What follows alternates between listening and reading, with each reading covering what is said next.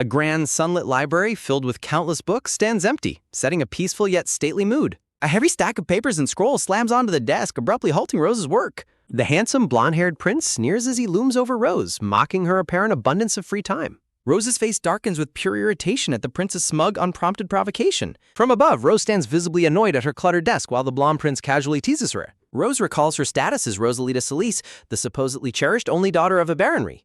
A golden magical crest appears as she realizes she is transmigrated into a novel's heroine. Surrounded by beautiful purple flowers, Rose initially anticipated a peaceful, healing life of luxury and comfort.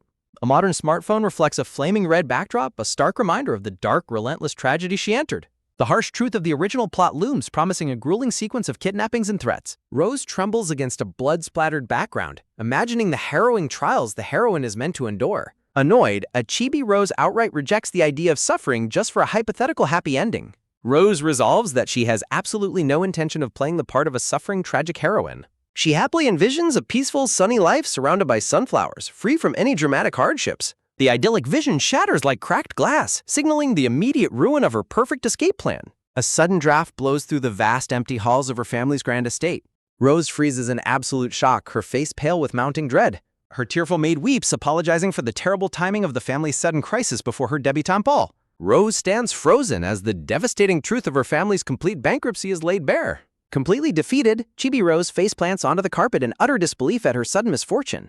She panics, crying over her failed business ventures and wishing she had followed the original novel's successful paths. Rose quickly wipes her tears, realizing she has no time to waste moping over her ruined debutante. Determined to survive, Rose shifts her focus entirely toward finding a job to clear her family's massive debts.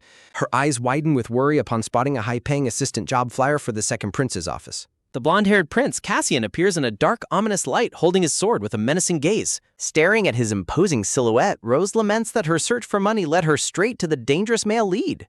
Rose shudders at the thought of the deadly kidnappings and assassination attempts associated with getting close to Cassian. Rose forces a nervous, tight-lipped smile, trying to steel herself for the inevitable risks. Despite the danger, she accepts that she desperately needs the money and cannot find a better-paying job.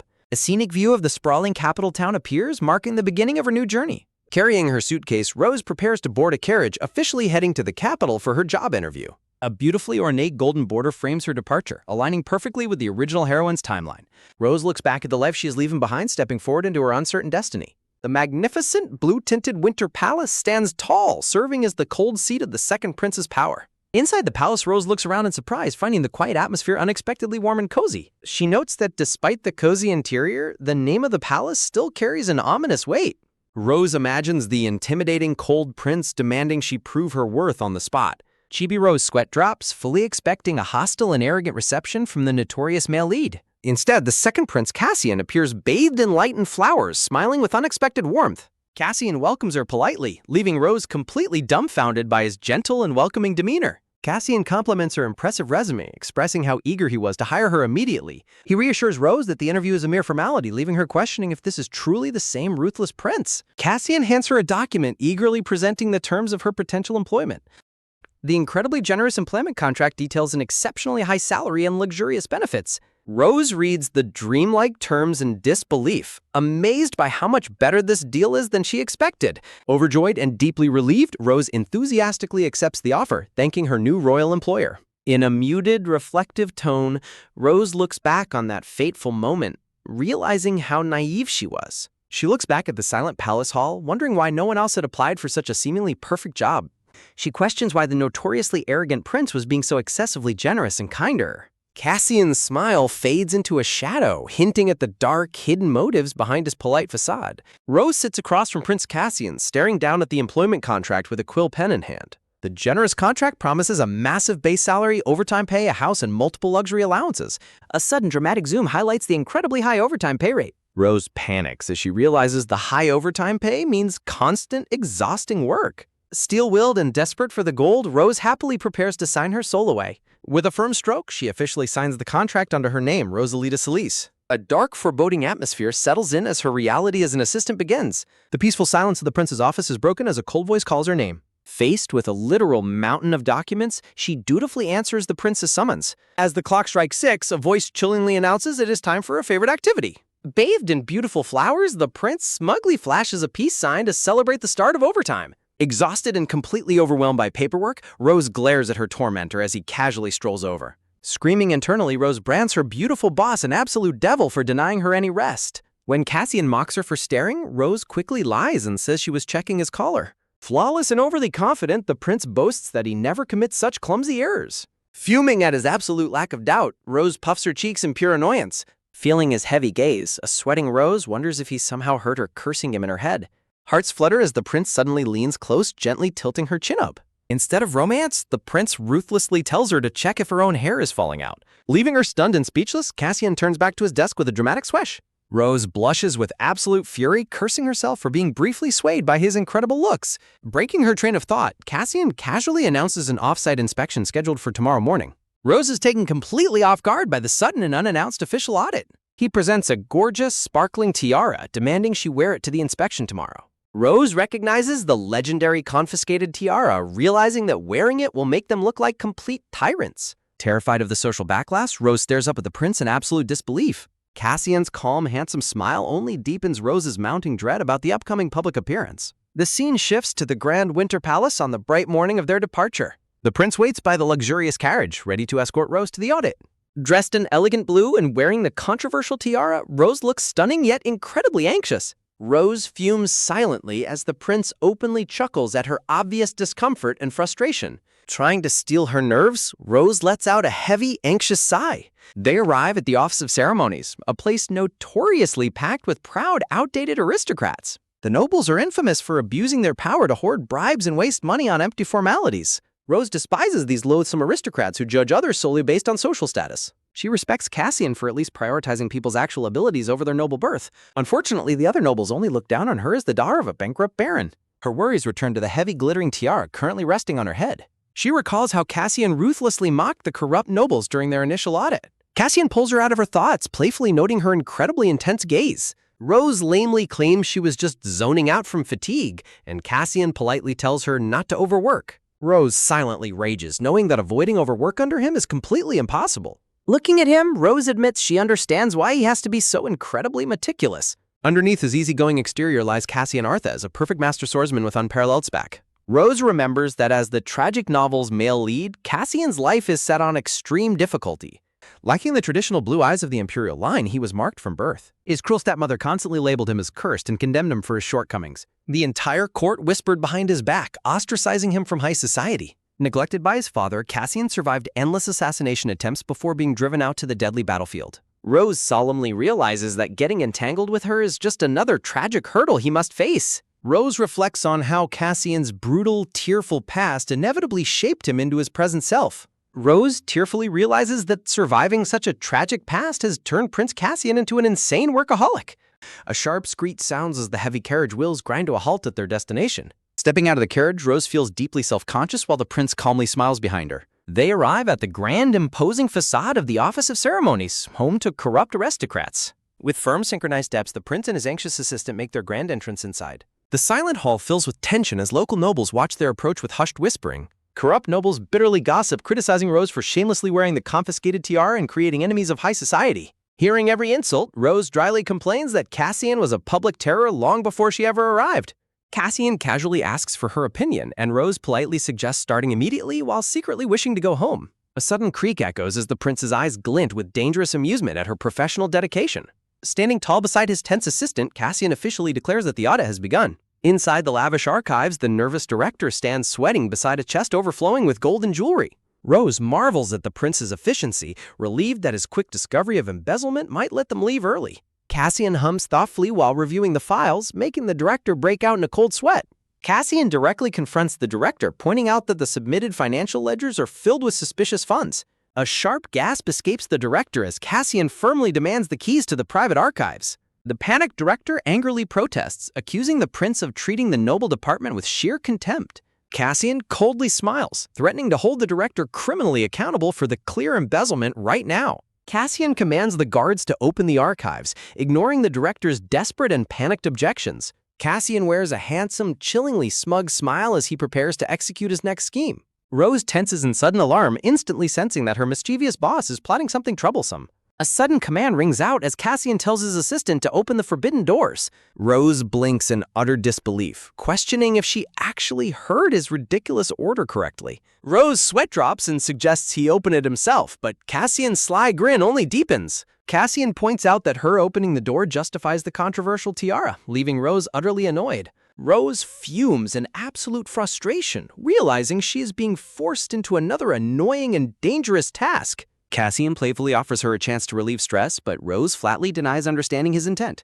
With a slow, deliberate step forward, the prince prepares to drop his ultimate bargaining chip. Cassian whispers an offer of a massive fivefold bonus, instantly lighting a fire of greed in Rose. A sudden, powerful whoosh sounds as Rose charges forward, completely blinded by the promise of gold. With a thunderous crash, Rose aggressively smashes the archive doors open, shocking everyone in the room. The director yells in utter outrage, but Rose completely ignores his authority as she walks in.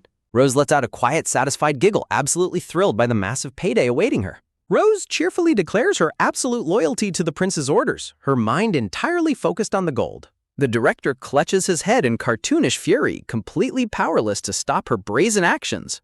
The director's furious scream echoes from the building, calling them the infamous devils of the Winter Palace. Rose stares blankly, deeply offended that her boss's infamous devil nickname has suddenly been made plural. Passing the collapsed director, Rose decides she gladly accepts the devil title for a fivefold bonus. The entire courtyard shakes with the lingering, outraged echoes of the department director's screams. Rose sulks in exhaustion, silently begging the cheerful prince not to ruin her remaining reputation. Rose laments her sudden loss of innocence, realizing she is now officially branded a royal devil. A dramatic title card appears, officially inaugurating the rise of the fearsome Winter Palace's devils. Rose recalls that the nickname began as an empress's insult, later becoming a symbol of Cassian's ruthless love. Looking at her smiling devil-horned boss, Rose notes this version of the nickname feels surprisingly less vicious. Rose vigorously shakes her head, accepting that she is still the one getting completely overworked by him. They finally step into the vast, silent archive surrounded by rows of dust-covered ledgers and research tools. Cassian casually pulls off his white glove to investigate, keeping Rose on high alert with his charm. A collective gasp arises as they discover the central archive shelves have been completely emptied of records. Chibi Cassian groans in annoyance, complaining about the terrible state of the ancient remaining documents. Rose sighs, realizing they must head back to the palace to tackle an endless mountain of paperwork. Cassian suddenly announces it is time to depart, leaving Rose startled as she cradles a heavy pile of documents. Cassian teasingly warns about incoming overtime, provoking a silent, furious protest from a completely exhausted Rose. The two walk side by side along the stone path, prepared to leave the office behind them. An urgent shout suddenly interrupts their departure, causing both Cassian and Rose to turn around in surprise. The gray-haired director confronts them, loudly protesting that their actions have gone far too secure and aggressive. Stomping forward in outrage, the trembling director accuses the prince of treating their sacred archives with complete disregard. The director points an accusing finger at Rose, outraged by her sudden appointment as the lead auditor. He bitterly demeans Rose's noble standing, declaring a bankrupt baron's daughter utterly unfit to audit their prestigious institution. Keeping her composure, Rose addresses the outraged director with a calm but firm tone. Exuding elegance, Rose politely reminds him that his department was already formally notified of her new auditing role. The director furiously snaps at her for interrupting, sparking a massive, dangerous nerve to twitch on Rose's forehead. Narrowing her eyes, Rose prepares to deliver a sharp, undeniable counter-argument to the arrogant noble. Rose pointedly asks if the director would show the same blatant disrespect to the first prince's aide. The cornered director stammered defensively, but Rose remains entirely unfazed as she coolly steps forward. Rose dryly instructs him to submit a formal written complaint for her to review, completely humiliating the fuming director. With a dismissive shrug, Rose turns her back on the speechless director and urges the prince to leave. Rose proudly boasts to herself that her insane workload easily eclipses any work done by the first prince's aide. Cassian stares after Rose, his eyes softening with deep amusement and newfound appreciation for her fiery defense.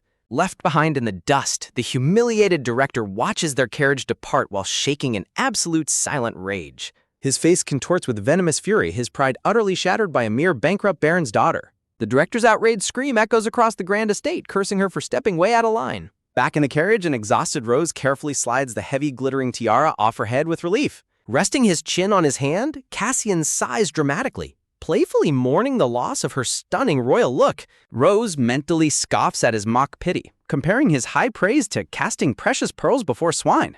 Cassian leans close and gently asks if the director's insults managed to hurt her feelings. Rose's heart races as the handsome prince leans remarkably close, whispering a sudden mysterious offer. The atmosphere turns breathtakingly romantic as Cassian leans over her, surrounded by a dreamlike shower of white roses. Rose holds her breath in suspense as Cassian's smiling lips promise her the one thing she loves most. Shattering all romance, the prince cheerfully offers her cold hard cash as the ultimate reward. Rose's romantic illusions instantly shatter, leaving her sweating and completely speechless at his shameless bribery.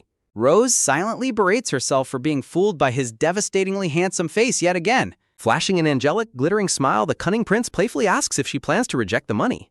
Blinded by greed, Rose hysterically screams her acceptance, completely abandoning her pride for the cash. Rose weeps in pure frustration, utterly exasperated by how easily her boss manipulates her with gold. Night falls over the empire, blanketed under a vast dome of glittering stars. The scene shifts to the majestic palace, standing silent and illuminated under the cold moonlight. Rose breaks down in tears over her desk, bitterly cursing the director for her massive pile of overtime paperwork. When Cassian kindly offers her a carriage ride home, Rose politely declines with a forced, exhausted smile. Rose figures it is more efficient to let her monstrously productive boss work alone rather than waste time escorting her. Before she can leave, Cassian's voice suddenly rings out, calling her name and freezing her in her tracks. The prince silently glides over, closing the distance and catching her completely off guard. Standing tall beside his startled assistant, Cassian looks down at her with an unusually serious and commanding expression.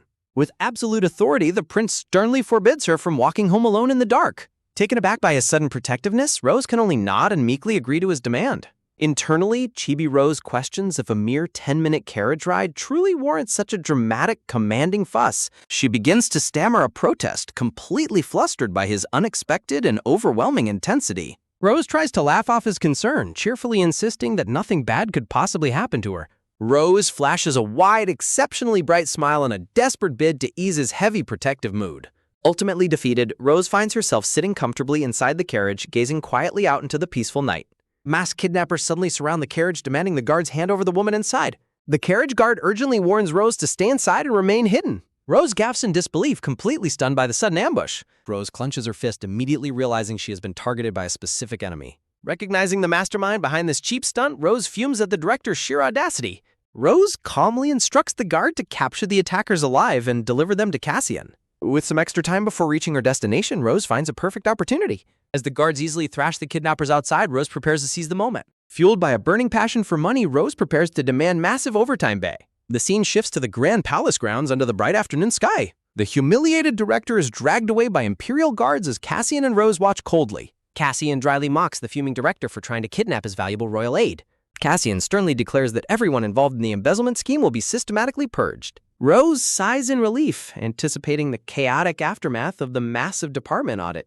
Despite the impending chaos, a spark of pleasant anticipation glints in Rose's eyes. Rose celebrates her victory, absolutely thrilled by her hard-earned overtime bonus. Rose's celebration is instantly cut short when Cassian suddenly calls her name from behind. Rose nervously turns to face her boss, instantly sensing another troublesome scheme brewing. Rose falls to her knees in despair as Cassian commands her to attend the Imperial Ball. Rose tries to muster the courage to reject his demanding order right then and there. Cassian instantly silences her protest by casually offering to triple her bonus instead. The prince promises to cover all of her luxurious dresses and glittering accessories. Blinded by the offer to keep the expensive jewelry, Rose's resistance completely crumbles. Throwing her pride away for gold, Rose eagerly accepts the dazzling royal offer. The night of the grand year-end ball finally arrives at the brilliant Imperial Palace. The grand ballroom is filled with high-ranking nobles, eagerly awaiting the arrival of the guests. Heads turn as Cassian makes a grand entrance, elegantly escorting the stunningly dressed Rose. Rose feels incredibly nervous, wondering if her notoriously antisocial boss is feeling uncomfortable too. After they trade polite compliments, Rose realizes Cassian seems completely in his element. Cassian delivers a dazzling, sincere compliment that leaves Rose feeling slightly flustered. Rose stares at him in surprise, her heart skipping a beat at his unexpected charm.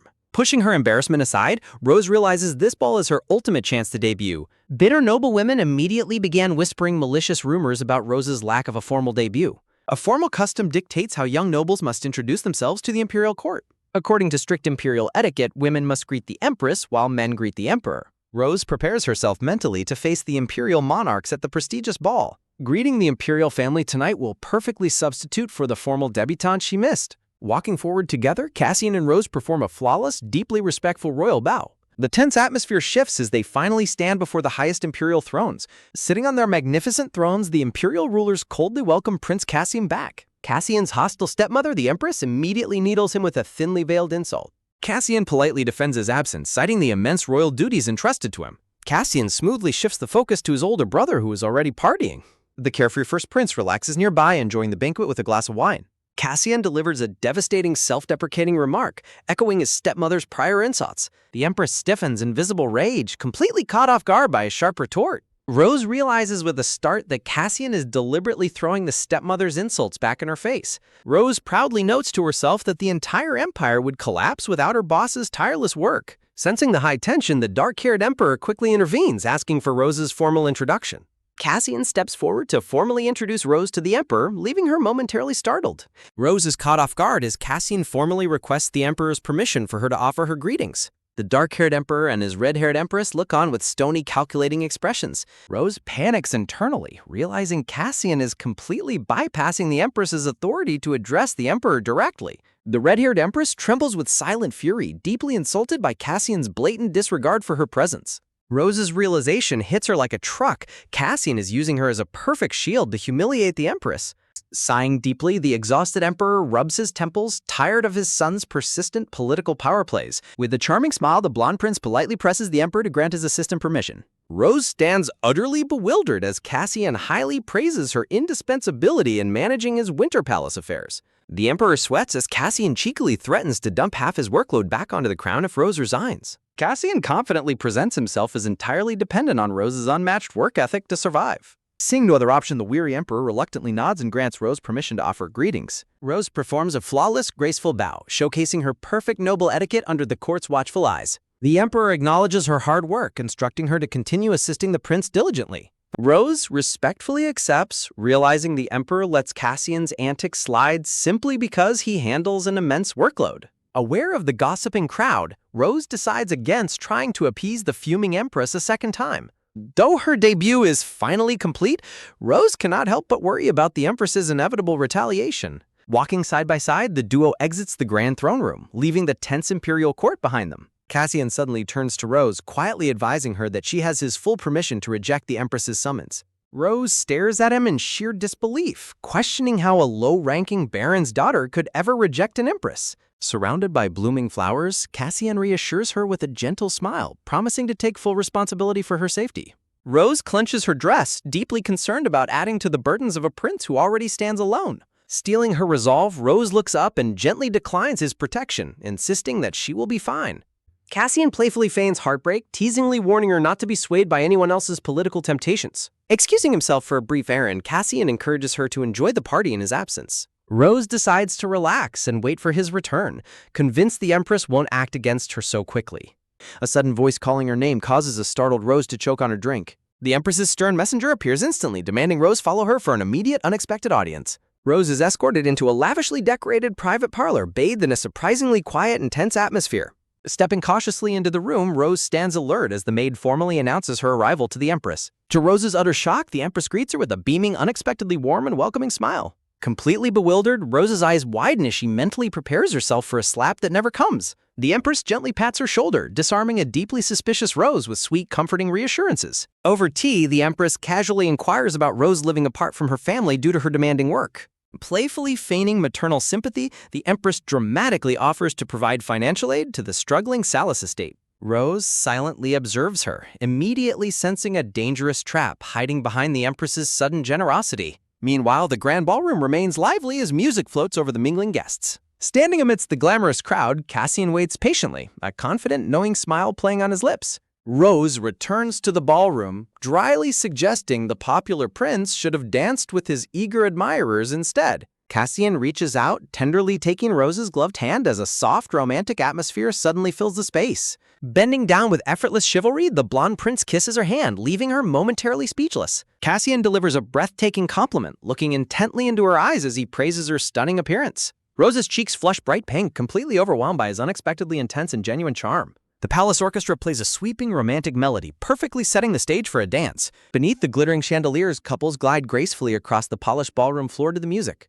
Stepping onto the floor, Cassian and Rose dance together, a picture of perfect, eye-catching elegance. Mid-dance, Rose quickly denies his teasing question about whether she was criticizing his usual fashion choices. Cassian chuckles, playfully calling her messy hair and simple everyday outfits cute, much to her annoyance. Watching him closely, Rose notes that the prince seems remarkably relaxed in her company tonight. Cassian's expression softens further as he prepares to ask her a crucial question. Cassian's gaze sharpens as he directly asks Rose if she plans to work under the Empress. Flustered by his accurate guess, Rose wonders how Cassian learned of the Empress's secret offer to clear her debts. Pouting playfully, Rose complains that he underestimated her loyalty, while Cassian spins her gracefully across the dance floor. Rose explains that the Empress sought to spy on Cassian's activities in exchange for clearing the Solis estate's debts. Cassian falls silent, his thoughtful gaze betraying a deep, quiet concern over the Empress's persistent political schemes. Cassian reflects on how the Empress systematically deprived him of aides while lavishly providing his older brother with elite advisors. With a soft, admiring smile, Cassian commends Rose for easily outshining all of those prestigious capital scholars. Rose realizes with indignation that the Empress foolishly underestimated her simply due to her humble Baron family background. Cassian gently reassures her, noting that her extraordinary capabilities simply lay completely beyond the Empress's arrogant predictions. A sudden quiet whisper from the prince leaves Rose wide-eyed and completely frozen in absolute shock. Under the watchful portraits of the Imperial Hall, a tense silence settles between the two dancing partners. Cassian directly questions her motives, curious as to why she turned down such a lucrative financial temptation. Rose sweats nervously, realizing she cannot possibly reveal the highly complicated truth to her boss just yet. In her mind, she shudders at the horrific matchmaking proposal involving a notoriously unpleasant and unattractive Viscount's son. Fearing his relentless teasing, Rose holds back the matchmaking detail, knowing Cassian would laugh hysterically at her plight. Cassian's expression darkens with genuine disapproval upon realizing the underhanded pressure the Empress tried to exert on her.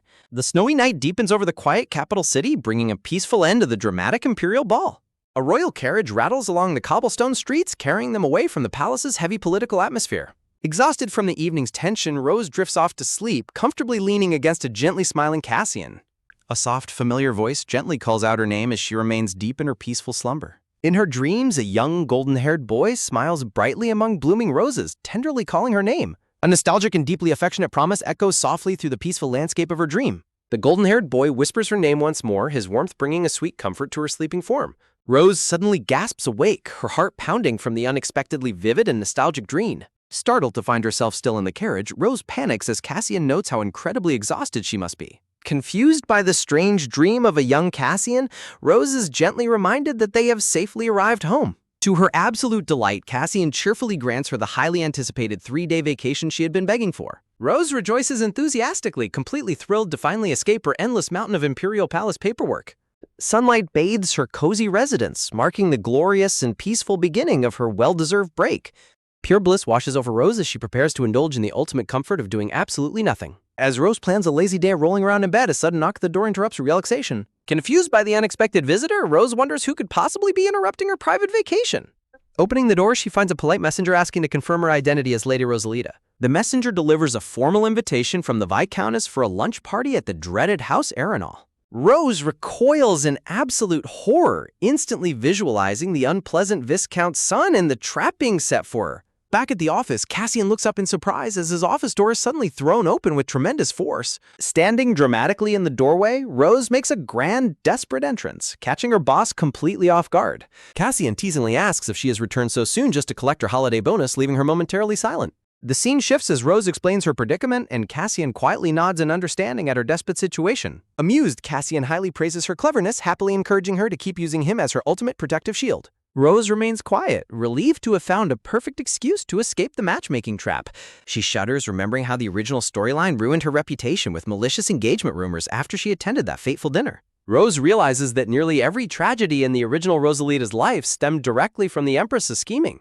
An arrogant phantom voice from her past echoes, demanding her absolute gratitude for her miserable fate. She recalls the patronizing sneers that forced a low-ranking noble daughter to accept an abusive matchmaking arrangement. In the original timeline, the condescending noblewomen publicly humiliated Rosalita, treating her like a charity case for their family. Although the original less shrewd Cassian tried to defend her back then, the Empress easily brushed his protests aside.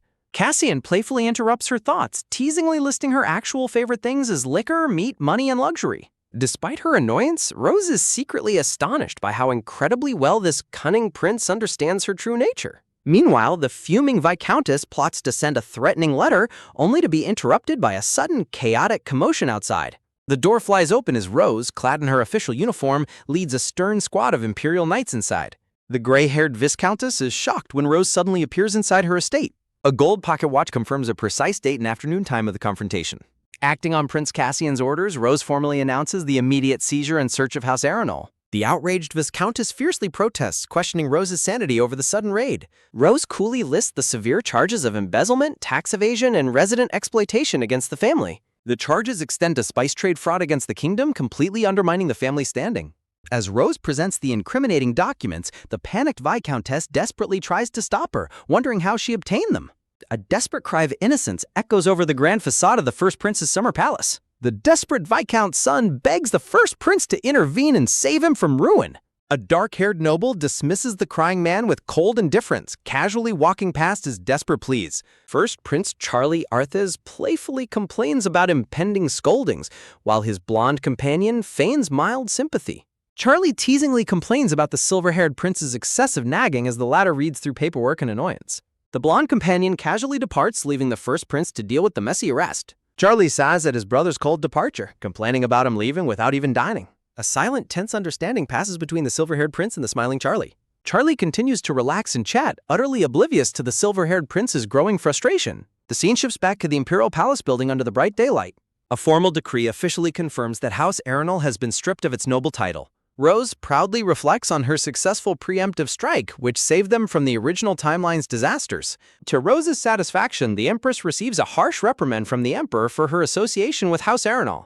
Despite her victory, Rose is dismayed to find herself sensationalized in the newspaper under a rather terrifying nickname.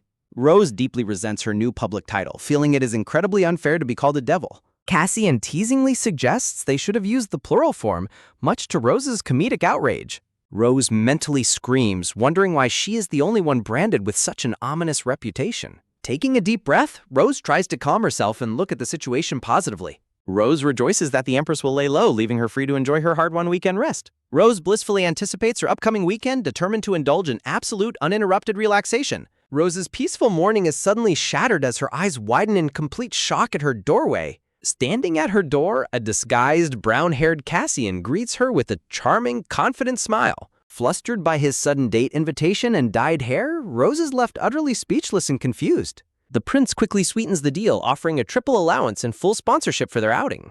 Despite Rose calling him petty, Cassian smoothly insists his intentions toward her are always entirely sincere. Rose is instantly dazzled when he promises to buy her whatever she wants from an elite artisan boutique. Surrounded by blooming flowers, the handsome prince formally asks for the honor of her company on their date. Heart-pounding, Rose desperately tries to stay calm as his gloved hand waits for her answer. She slowly places her hand in his, officially accepting his alluring and highly lucrative offer. A soft romantic tension lingers between them as they prepare for their unexpected day together. Dressed in elegant coordinate attire, the pair strolls gracefully down a scenic, rose-lined street.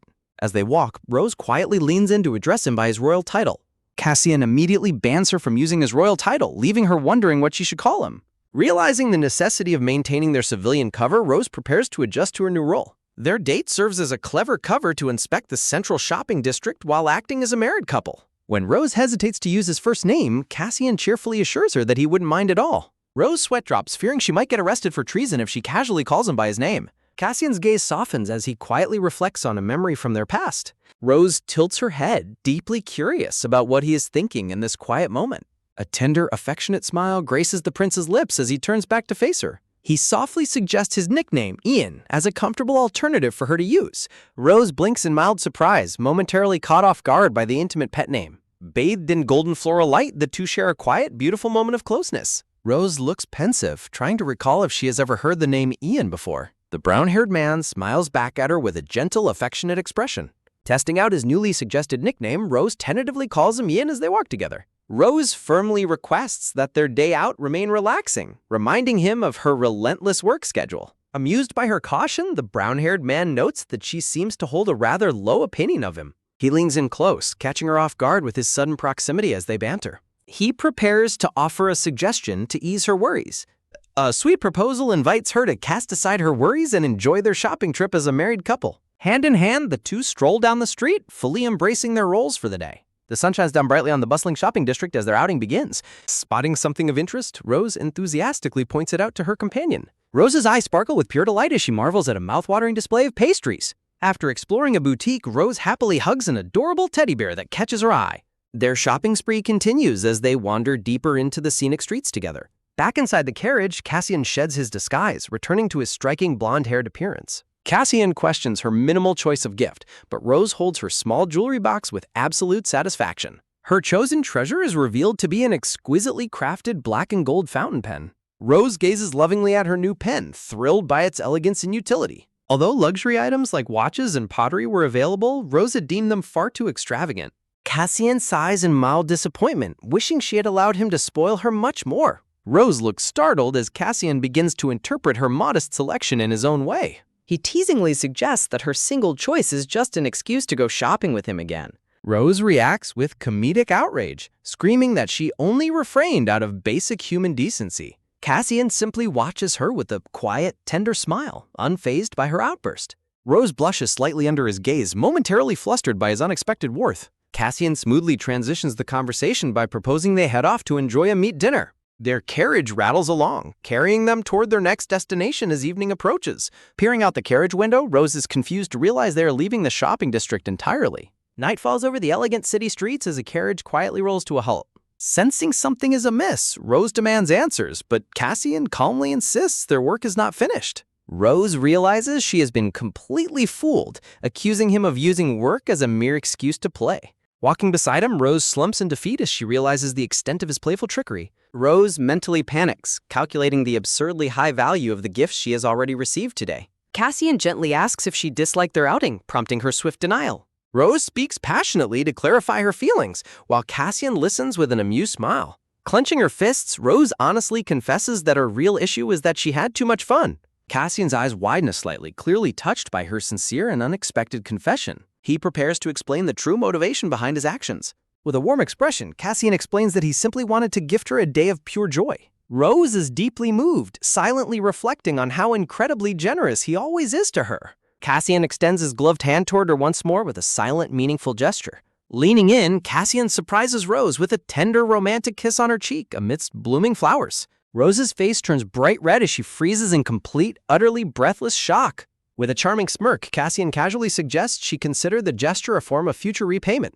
Holding her burning cheek, Rose struggles to process the sudden and intense romantic turn of events. Rose wonders if he is taking their married couple roleplay too far, completely unaware of what is coming next. Looking at her with complete sincerity, Cassian delivers a shocking and direct proposal of engagement. Rose is left utterly speechless, her brain short-circuiting at the incredibly sudden proposal. While Cassian watches her with an affectionate smile, Rose can only stare in silent disbelief. Jumping to conclusions, Rose frantically searches for a notebook, hilariously assuming he is practicing for a real girlfriend. Rose silently grumbles at the sudden development, her gloved hand held gently in his grasp. Amidst a backdrop of soft pink roses, Cassian looks down at Rose with a gentle, reassuring gaze. Looking directly at her, the blonde prince clearly states his desire for them to become engaged. Speechless and overwhelmed, Rose stares in complete shock as she tries to comprehend his sudden declaration. Cassian firmly reiterates his proposal, leaving Rose completely frozen under his intense focus. Regaining her composure, Rose demands a proper explanation, prompting Cassian to playfully wonder if his romantic confession failed. Rose dismisses his proposal as a mere joke, secretly hiding the fact that her heart actually skipped a beat. Cassian readily concedes to her observation with a sly, knowing smile on his face. Cassian explains his need for a cover, revealing that the Empress Consort is scheming to force him into a political marriage. Rose is utterly blindsided by the sudden revelation of the Empress's underhanded political maneuvering. Rose frantically recalls the original novel's timeline, realizing this crucial marriage plot is happening far ahead of schedule. Cassian turns back to face her, firmly declaring his determination to remain in the Empire. Rose quickly cuts to the chase, realizing he is proposing a purely transactional, contract-based engagement. Though she understands his dilemma, Rose hesitates, dreading the inevitable hassle of dealing with a public breakup later. Sensing her hesitation, the prince smoothly reaches into his coat to present his proposed terms. Cassian unveils a highly lucrative contract offering absurdly generous payouts, instantly catching Rose off guard. Rose is completely dazzled as she calculates that the money would clear her family's entire debt years ahead of schedule. Unleashing his ultimate charm, the blonde prince pleads that she is the only one who can save him. Rose tries to resist, but the glittering prospect of financial freedom proves far too powerful to ignore. Crying comedic tears of defeat, Rose officially accepts the contract engagement while Cassian smiles victoriously. Before Rose can even process her decision, Cassian gently takes her hand and slides a ring onto her finger. Rose gasps in sheer amazement as a stunning, brilliant diamond ring sparkles brightly on her gloved hand. With a sweet and genuine smile, the prince warmly welcomes his newly minted fake fiancée. Staring at the massive diamond, the overwhelmed girl can only utter a faint, stunned whisper. The title screen appears, signaling the official start of their chaotic, contract-based partnership. Time passes as the scene shifts to the bustling capital city, where major news is about to break. Shortly after their private agreement, the official announcement of their engagement is made public, taking the empire by storm. An elegant official decree formally broadcasts the union between the second prince and Lady Rosalita. Back at the office, Cassian amusedly comments on the sensationalized news headlines as Rose grumpily reads them. Rose pouts in comedic frustration, complaining that the media completely omitted positive words like happy or rosy. Despite the dramatic headlines, Rose is relieved that she has successfully avoided being branded a status climber. She remembers the harsh criticisms and pointing fingers she would have faced under the original novel's timeline. Instead of being accused of social climbing, Rose overhears gossip painting her as a tragic victim blackmailed by the prince. Putting the gossip aside, the newly engaged pair prepares to head out to face their next challenge. A bold thought lingers in the air as they prepare to deliver a retaliatory blow to the Empress consort. The clock strikes 11 in the morning as their critical confrontation at the palace begins. Their engagement has completely shattered the Empress's plans to marry Cassian off to the foreign princess. Arriving at the palace, the couple is immediately greeted by the Empress consort's furious, booming screeches. Standing before the imperial thrones, the couple faces the Empress consort, who is absolutely livid over the public announcement. Slamming her hand down in fury, the red-haired Empress demands to know why the proper procedures were completely ignored. The Empress snarls in utter disgust, mockingly pointing out Rose's low standing as a mere baron's daughter. She continues her vitriolic rant, throwing Rose's family debts directly in her face with malicious glee. Rose remains stoic and silent, though her tightly clenched gloved hand betrays the mounting tension in the room. Before the Empress can escalate her insults, the dark-haired Emperor coldly cuts her off, commanding her to be silent. The Emperor calmly reveals that he never had any intention of agreeing to the political marriage proposal anyway. Pale and visibly trembling, the Empress desperately tries to justify her actions as concern for the Empire. The Emperor fixes her with a piercing, chilling gaze that instantly silences her desperate excuses. Standing proudly, Cassian remains unfazed as the Emperor firmly declares his decision to keep him in the Empire. To the Empress's absolute horror, the Emperor formally extends his sincere congratulations to the newly engaged couple. Standing proudly side by side, the victorious pair basks in the Emperor's official blessing of their contract engagement. The Emperor cold-heartedly redirects the foreign marriage to the Empress's beloved third prince, leaving her pale with shock. The dark-haired Emperor furiously commands the Empress to compose herself, reprimanding her for throwing a public tantrum. Observing the drama, Rose inwardly notes that the Empress has fallen directly into her own self-made trap. With a mocking, smug smile, the blonde prince sarcastically congratulates the Empress consort on her son's prestigious new role. Absolutely livid, the red-haired Empress turns her gaze toward Cassian, her face twisting with barely contained rage. Cassian gracefully extends his black-gloved hand, preparing to bring their intense audience with the sovereigns to a close. Having secured the Emperor's blessing, the couple prepares to officially conclude their business inside the grand throne room. Cassian holds his fake fiancée close, politely announcing their departure to the stunned and defeated imperial court. Sharing a quiet, intimate look, the newly engaged pair exchanges a subtle, knowing glance before exiting.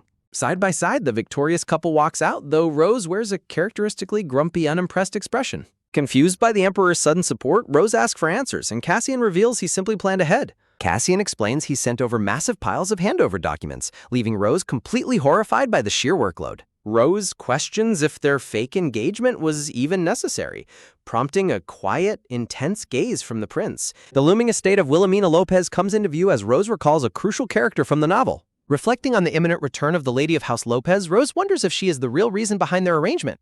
A look of sudden realization washes over Rose as she connects the dots about the incoming threat. Rose mentally recalls the original story's villainess, Wilhelmina, who ruthlessly tormented the original heroine out of jealousy.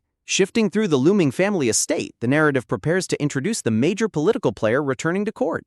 Thought bubbles ponder the imminent return of the Duke of Lopez's daughter, highlighting the critical timing of their engagement. Rose visualizes how the clingy light purple-haired villainess relentlessly chased after Cassian in the original timeline. She recalls that the Duke's family and the Empress strongly opposed the girl's obsessive, unrequited feelings. Standing thoughtfully, Rose remembers that Wilhelmina was banished to the Royal Academy and hopes she would change. Adjusting her sleeve, Rose remains relatively unbothered, confident that her knowledge of the novel's plot will protect her. Walking beside Cassian, Rose silently considers how the changing events might alter the story's original course. Cassian turns to her, reassuringly explaining that this incoming complication is exactly why their contract engagement is necessary. A close-up reveals Cassian's striking purple eyes gazing down with deep, unspoken intensity. Caught off guard by his sharp focus, Rose flinches slightly, a bead of sweat forming on her face. Cassian playfully questions her sudden change in expression, while Rose awkwardly tries to play it off. Panicking internally, Rose nervously wonders if Cassian has somehow discovered her secret identity from their past. While Cassian smiles charmingly, Rose's mind races as she dreads the possibility of her cover being blown. Rose recalls the secret identity she used to interact with Cassian when they were children. Her thoughts drift back to their youth, where the seeds of their current fate were first planted. She remembers her original determination to stay completely uninvolved with the prince to avoid the tragic plot. However, their fateful first meeting was a matter of life and death, leaving her with no choice. In a brief flashback, a masked young Rose bravely carries a wounded, blushing young Cassian to safety. She recalls disguising herself as Lady Wilhelmina and using the nickname Wilma to hide her true family name. Back in the present, Rose stares at Cassian's back, desperately hoping he hasn't linked her to that childhood disguise. As Cassian radiates a sparkling, handsome aura, Rose groans in comedic defeat, feeling utterly exasperated. In a sudden, explosive burst of dramatic frustration, Rose vents her internal exasperation toward the oblivious prince. The scene transitions to the grand exterior of the imperial palace under a clear, bright sky. A few days pass, shifting the action to a massive book-filled library bathed in soft chandelier light. Working hard at their desks, Rose presents her latest official reports regarding the nobility to the prince. Rose highlights alarming reports that the empress is currently spending the national treasury like water. Cassian chuckles smugly, noting that the empress is likely overspending to relieve stress over the upcoming wedding. Cassian laughs mischievously at their enemy's misfortune, prompting Rose to feel a hilarious tiny sliver of pity. Rose collapses in comedic tears over a massive looming stack of paperwork, realizing she is the truly pitiful one. The quiet sunlit hallway of the palace stands empty as the long workday finally winds down. Slumping as she walks, Rose grumpily sighs at the realization that she won't be leaving work on time today. Suddenly sensing another presence, Rose gasps in surprise, pausing mid-step as she notices someone nearby. Whipping her head around with a startled gasp, Rose turns to face the unexpected visitor blocking her path. The purple-haired Lady Wilhelmina gasps in surprise, caught completely off guard. Standing in the palace hallway, Lady Wilhelmina's long light purple hair cascades over her elegant dress. Rose is shocked to realize the girl standing right before her is the notorious Lady Wilhelmina. Rose politely asks if she can help, mentally noting that the infamous noblewoman must have already returned to court. Lady Wilhelmina reacts with defensive outrage, firmly refusing to back down or leave. She boastfully defends her presence by claiming she knows the palace inside and out from childhood. The two girls lock eyes in a tense, silent standoff in the middle of the corridor. Rose politely de-escalates the tension by offering a smooth, respectful apology for her presumptuous assumption. Softened by the polite apology, Wilhelmina smugly lets it slide while Rose is amused by how easily she is swayed. Wilhelmina suddenly grows suspicious, demanding to know how Rose recognized her if they have never officially met. Rose disarms her with sweet flattery, praising her high status as the esteemed daughter of House Lopez. Rose compliments the noblewoman's distinct, lovely light purple hair as the reason for recognizing her instantly. Surrounded by a dramatic floral aura, Rose continues to shower the flattered noblewoman with charming praise. Wilhelmina turns bright red, completely flustered and tongue-tied by Rose's unexpectedly sweet and charm-filled words. Despite Wilhelmina's loud and blushing protest, Rose cannot help but find the easily flustered girl incredibly simple and cute. Striking a dramatic pose, Wilhelmina loudly declares that she will never give up no matter what. Wilhelmina dramatically flees down the corridor, leaving an amused Rose wondering what exactly she was refusing to give up on. In her chibi form, Rose finally ponders how unexpectedly adorable the infamous villainess actually is. Rose recalls that even in the original novel, Wilma's minor villainy was more comical than actually threatening. She reflects that Wilma's petty tantrums were mere child's play compared to the Empress's truly malicious schemes. In truth, Wilma's desperate actions only stemmed from a profound lack of affection and deep-seated loneliness. Though she seemed powerful, her family only ever viewed her as a convenient pawn for political marriage. Her obsessive pursuit of Cassian ruined the arranged marriage talks with the first prince, destroying her standing in high society. Deemed useless, she was ultimately abandoned, framed by the ruthless empress, and banished to a remote monastery. Feeling deeply sympathetic, Rose remembers disguising herself as Wilma in the past to try and help her find happiness. Peering through the window, Rose resolutely vows to protect Wilma from suffering her original tragic fate.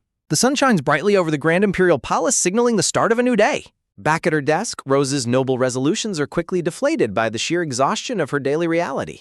Despite Rose's repeated friendly invitations to dine together, a flustered Wilhelmina consistently panics and runs away in embarrassment. As Rose frets over her failed attempts, Cassian playfully complains from his desk, teasingly admitting he is getting jealous. Rose looks back in confusion as Cassian directly notes how much attention she has been giving to Lady Wilhelmina. Over a lavish floral background, the prince suggests that she should be directing those sweet, affectionate words toward her fiancé instead. Resting his head on his hand, Cassian flashes a sparkling, handsome smile, demanding her undivided attention. Rose unimpressedly slams down her paperwork, mentally labeling his dramatic demands for compliments as blatant workplace harassment. Softening slightly, Rose quietly accepts that she didn't help Wilma, expecting her to understand or return the affection. The scene fades out as Rose reflects on how quickly her initial expectations were about to be shattered. The action shifts to a crowded, glittering ballroom where members of high society are actively whispering and gossiping.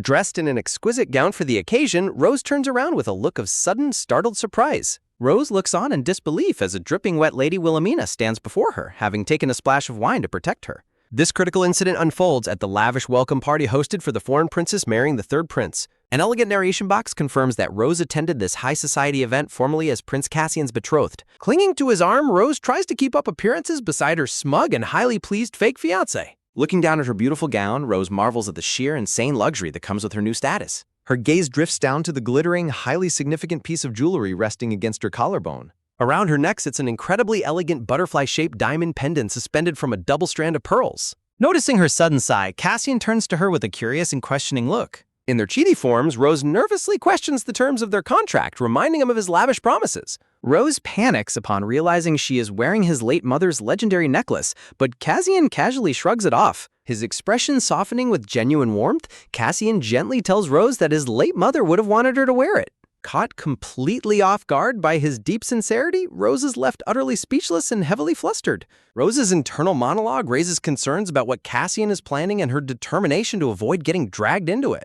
Rose warily agrees to wear the legendary necklace, while Cassian playfully teases her about being too harsh. The two decide to split up at the party to gather crucial information on the other nobles. The grand ballroom is filled with a bustling crowd of socialites and nobles whispering to one another. Guests mingle throughout the glittering venue under the watchful eyes of the kingdom's elite.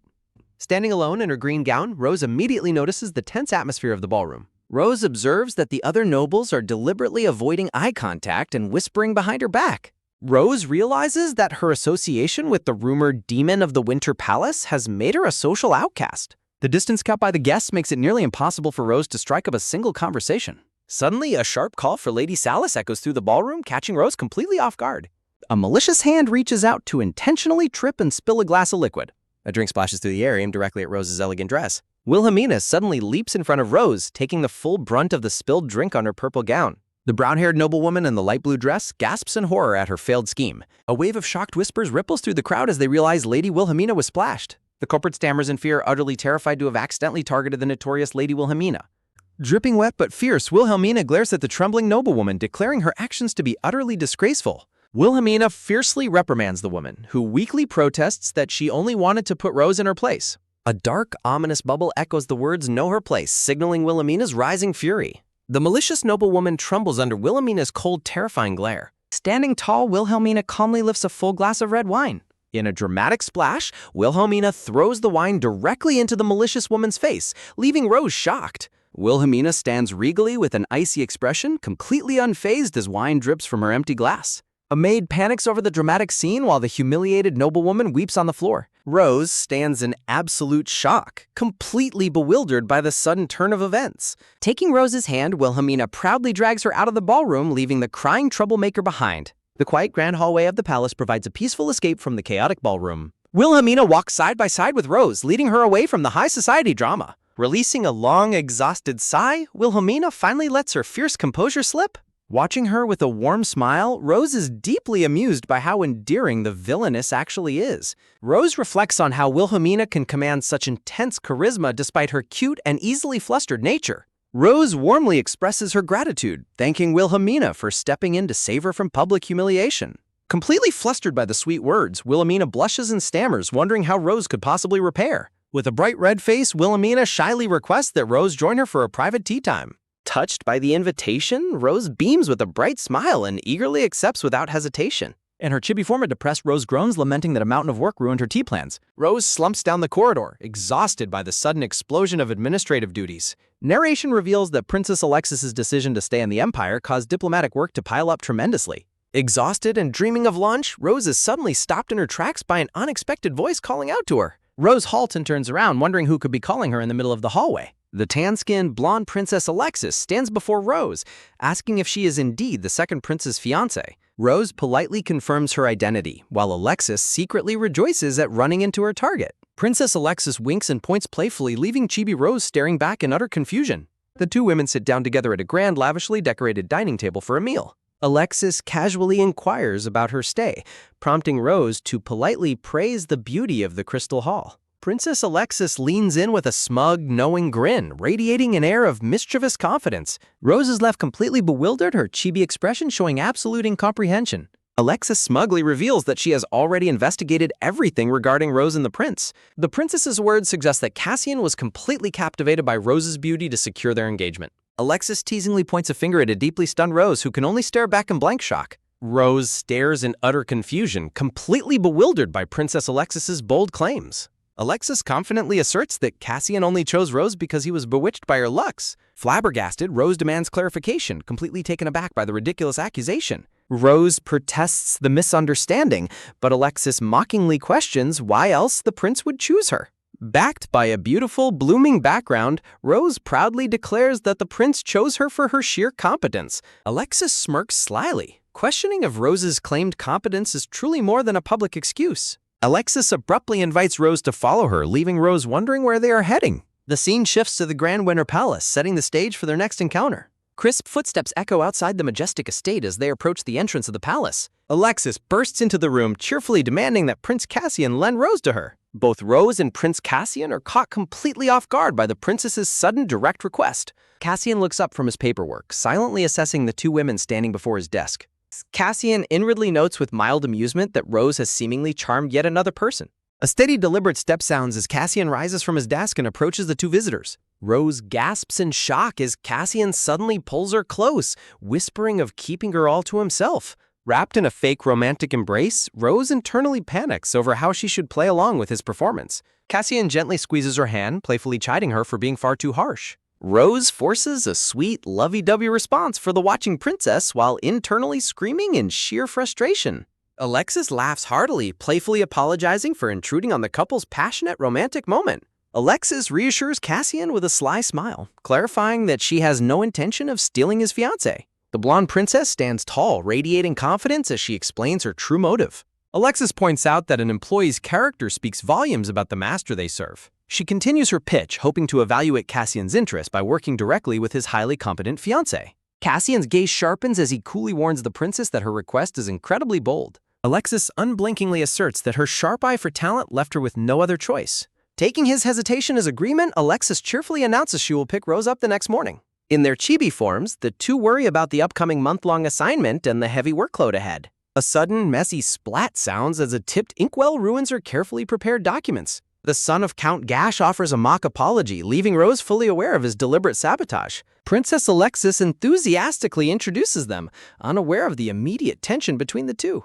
Rose laments that Gash's son has done nothing but constantly pick fights and nitpick her work. Staring each other down, Rose realizes she cannot simply run to the princess over petty workplace squabbles. Rose pieces together that Gash's son is likely jealous of her close proximity to Princess Alexis. A soft, prolonged creak sounds as Rose finally returns to Cassian's office after a grueling day. Seeing her slump, Cassian notes her exhaustion but warmly praises Rose's unmatched work ethic. Cassian gazes at her with deep affection, thanking her for always making time to see him. Rose cheerfully dismisses the difficulty, admitting she is motivated by getting ahead and securing her overtime pay. Cassian smiles softly, completely charmed by her surprisingly practical and down-to-earth attitude. Cassian suddenly stands up, turning back to ask Rose to lend him her arm for a moment. A sharp, metallic click sounds as Cassian gently fastens a beautiful gem-encrusted bracelet around her wrist. Startled, Rose immediately recognizes the accessory as a powerful, magic-infused protection bracelet. Rose marvels at how incredibly sharp Cassian's intuition is, having anticipated her need for protection. Rose admits that Gash's son has been making her life difficult, though she has ignored him. Cassian's expression turns serious as he warns Rose that she cannot ignore this threat indefinitely. Rose gasps in shock upon learning that Gash's son was recently spotted meeting with the ruthless Empress. Cassian explains the political dynamics. Gash's heir needs the third prince's approval to become Alexis's concubine. The Empress plots to exploit Gash's ambition as a weapon to dig up any hidden weakness. Cassian dryly crushes Gash's dreams, noting Alexis only prefers incredibly pretty but completely dim-witted men. Wrapped in a dazzling floral aura, Cassian confidently asks Rose if he fits that handsome description. A sudden close rustle sounds as Cassian leans in, teasingly asking Rose if she finds him attractive. Cassian leans in teasingly close, leaving Rose intensely flustered as she complains internally about his unfair, handsome face. Completely overwhelmed by the intimate moment, Rose covers her face, unable to believe she actually spoke so boldly to him. Stepping even closer, Cassian plants a tender, unexpected kiss on Rose's cheek, leaving her wide-eyed in sheer shock. Cassian cheerfully bids her farewell with a wave, leaving a red-faced Rose clutching her cheek in stunned silence. Touched by his gesture, Rose looks at her newly gifted magical protection bracelet, determined to handle her workplace rival. The scene shifts to the next morning at the Grand Dawn Palace, setting the stage for a tense confrontation. Rose walks regally down the palace corridor, prepared to execute her plan to deal with her persistent harasser. Her attention is suddenly arrested as a sharp, demanding voice echoes down the hallway, commanding her to halt. Turning around, Rose finds Count Gash's arrogant son blocking her way, crossing his arms with a smug, hostile glare. Recalling Cassian's warning about Imperial spies, Rose coolly confronts the noble, demanding to know what he wants. Gash's son points an accusing finger, furiously claiming that Rose is ungratefully leaking the princess's secrets to Prince Cassian. Realizing the Empress has fed him false information, Rose responds with a sly, knowing smile that completely shifts the power dynamic. Rose delivers a devastating verbal blow, asking him if he is actually the one secretly conspiring with the Empress. Caught completely off guard, the cowardly noble breaks into a cold sweat, his face pale with utter terror. Rose dryly points out that making secret political deals with a foreign empress is a highly dangerous game. Feigning deep concern, Rose playfully wonders aloud what Princess Alexis would think if she discovered his treacherous betrayal. Terrified of the consequences, Gash's son drops to his knees on the floor, desperately begging Rose to keep a secret. Looming regally over him, Rose offers a devious alternative, holding his entire political future in her hands. The sunlit palace corridor stands silent, a calm facade masking the intense political plotting happening within its walls. Rose watches with quiet satisfaction as the panicked noble scrambles frantically down the hallway to do her bidding. Rose reflects on how close the desperate noble's foolish ambitions came to causing a massive international diplomatic disaster. With the first part of her plan successfully set in motion, Rose turns to address her hidden ally. A hidden figure steps out from behind the palace doors, confirming they overheard the entire conversation as planned. Princess Alexis emerges with a smug, impressed grin, asking if the treacherous Empress is indeed their next target. Rose firmly agrees, advising the princess that they must strike decisively while the Empress has exposed her vulnerability. Delighted by Rose's competence, Alexis smirks as she plans to eliminate both of her political enemies in one swift move. Rose politely accepts her praise, though she privately notes with a chill how Alexis's calculating eyes resemble Cassian's. Later that night, Gash's anxious son arrives at a secluded, majestic temple to meet with his royal co-conspirator. Biting his nails in absolute panic, the trembling young noble nervously awaits the arrival of the formidable Empress. A looming shadow draped in dark fabric suddenly appears, demanding to know why he dared to summon her. Trembling with fear, Gash's son quickly apologizes, explaining that the situation has become incredibly urgent. The ruthless, red-haired Empress is revealed beneath her dark hood, staring down at him with an icy glare. When he warns her that Princess Alexis is close to uncovering their secret alliance, the Empress brazenly dismisses her concerns. Unbeknownst to the arrogant Empress, Gash's son is secretly clutching a glowing magic recording stone behind his back. He fabricates a lie, claiming a servant overheard her ordering Rose to be harmed and is now threatening exposure. The Empress's eyes widen in sudden alarm, visibly rattled by the unexpected threat of a witness to her crimes. He delivers the final blow, claiming the servant used a magic recording tool to document their treacherous conversation. He carefully hides the glowing stone behind his back, successfully baiting the Empress into admitting her sinister plot. Losing her cool, the enraged Empress snaps, demanding to know what he expects her to do about the leak. Gash's son rejoices internally as the Empress admits to her crimes without realizing she is being actively recorded. He confidently calculates that her arrogant nature will force her to seek a desperate solution to preserve her secrets. Secretly plotting to use the recording for his own leverage, the duplicitous noble falsely begs the Empress for troops. He promises to permanently eliminate both Rose and the fictional servant witness in exchange for her direct support. Anxious to bury the scandal, the frustrated Empress reluctantly agrees to honor her end of their treacherous bargain. A sudden, angry voice interrupts the conspirators, demanding to know what his mother is doing in the dark. The third prince and Princess Alexis step out of the bushes, catching the treacherous pair completely red-handed. As the Empress stammers in panic, the dramatic third prince throws a tantrum, accusing his mother of constantly interfering. The emotional prince points accusingly at Gash's son, furious that his mother tried to arrange another cat man behind his back. The prince continues his wild, embarrassing outburst, forcing a humiliated Empress to physically cover his mouth to silence him. With a cold, dismissive smile, Princess Alexis abandons Gash's son, leaving him utterly ruined in the dark. Princess Alexis smiles triumphantly as she holds up a glowing, magical record stone, declaring their victory. Count Galish's son is driven to despair, realizing too late that Rose had thoroughly deceived him all along. A mysterious noble in a lavish purple suit steps forward, signaling a transition in the dramatic palace affairs. Princess Alexis cozies up to the blushing third prince, leaving their defeated, trembling co-conspirators in absolute despair. A sharp green-eyed gaze signals a moment of deep, calculating thoughts as the political dust settles. Rose and Cassian walk together at night, discussing the aftermath of the Empress's failed conspiracy. Cassian warmly chuckles at Rose's bold nature while her chibi self quickly defends her focus on workplace efficiency. Cassian looks deeply at Rose under the starry night, explaining his careful intentions behind the strategic moves. Rose looks on in surprise as Cassian gently reminds her of her own previous warnings about Russian. The tranquil grand temple where the Empress hid her assets stands exceptionally quiet in the night.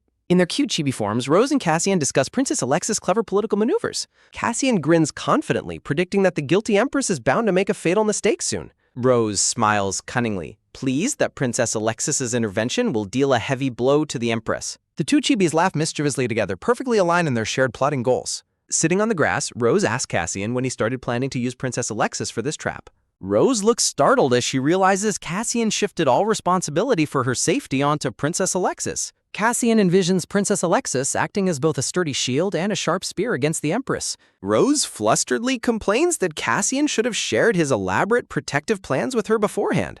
Rose looks downcast, feeling momentarily sidelined in what she thought was an equal, sharing partnership. A sudden, gentle touch startles her as Cassian places his hand on her waist to comfort her. Pulling her into a warm embrace, Cassian softly explains he only wanted to give her a peaceful moment. Rose freezes in shock, her face blushing bright red as she is held tightly against his chest. Resting his head near her hair, Cassian tenderly admits his struggle to provide her with a true peaceful rest. Rose gasps softly, completely caught off guard by his sudden vulnerability and heartfelt words. Stepping back slightly, Rose looks at Cassian and firmly asserts that she is not weak and does not need such protection. Rose passionately tells Cassian that she is by his side to work, asking him to trust her capabilities. Realization dawns on Rose's face as she ponders the deeper meaning behind his intense, protective worry. Cassian teasingly asks if she intends to take lifetime responsibility for him, making Rose yelp in flustered protest. Their bickering chibi voices echo in the night sky, lightheartedly resolving the emotional tension between them. Under the bright morning sky, a royal hand slides a wax-sealed red envelope across the desk. Princess Alexis cheerfully presents a grand, proper award to a very surprised and confused Rose. Rose wonders if the downfall of the Empress wasn't reward enough, imagining the ruler's comedic panic. Rose holds the mysterious red envelope in her hands, her heart racing with nervous anticipation. A crisp fluttering sound echoes as Rose eagerly breaks the seal and opens the valuable document. Rose's eyes widen in sheer ecstatic shock as she finally beholds the incredible prize inside. While Rose gushes over Princess Alexis' impeccable taste, a crossed-armed Cassian looks on with subtle jealousy. The first document reveals an official permit granting Rose a coveted one-month stay in the kingdom. The second document is a highly valuable deed transferring ownership of a building in the royal capital. The final item is a beautiful landscape painting showcasing the grand, lovely building she now owns. Cassian looks incredibly grumpy, noting that her face clearly betrays her desperate wish to leave for the kingdom. Glancing away with a hint of sorrow, Cassian observes that Princess Alexis has truly captivated his fiancé. Rose's chibi self panics internally, desperately worrying that she made her intense excitement far too obvious. Deciding to tease him, Rose dramatically sighs and remarks how living in such a beautiful place is her dream. Cassian's expression darkens in shadow, quietly admitting he would go to the kingdom immediately if he could. Rose turns in surprise, sensing the sudden shift in his tone as he questions her deep interest. Cassian leans in closely, his voice dropping as he asks if she plans to settle down and leave him behind. Rose quickly backtracks, her face blushing as she nervously laughs and claims she was only joking. A soft rustling sound rises as Cassian's hand reaches out, gently winding a lock of her hair around his fingers. Cassian steps intimately close, his intense gaze locking onto hers as a sweet floral aura surrounds them. Staring into his eyes, Rose panics internally, desperately trying to convince herself he's just teasing as usual. Rose stares in shock as she catches a reflection of Cassian's sorrowful expression in her green eyes. She quietly observes that despite his usual composure, Cassian seems genuinely sad today. Cassian's hand trembles as he clenches his shirt, struggling to mask his emotional turmoil. In cute chibi forms, Rose frantically tries to break the heavy tension by boasting about her salary. Cassian plays along with a gentle tease, leaving the flustered chibi Rose blushing and nervously agreeing. Rose internally laments how exhausting it is to constantly keep up with her boss's teasing remarks. The scene shifts to Princess Alexis' prosperous homeland, the Andon Kingdom, renowned for its art and tourism. Outstanding art exhibitions in Andon are so famous that the Empire frequently requests exchange events. Realizing Princess Alexis holds the coveted exhibition rights, Rose notes the political leverage the princess has gained. However, a new conflict arises as the ruthless, red-haired empress sets her sights on those lucrative rights. Princess Alexis cheerfully winks, offering to hand those exclusive exhibition rights over to Rose and Cassian. Chibi Rose panics, instantly realizing the princess is trying to use them to provoke the empress. Rose sighs, recognizing that Princess Alexis is cleverly taking revenge for being used in their previous scheme. Rose gravely warns that the cunning empress will undoubtedly orchestrate a trap to reclaim those rights.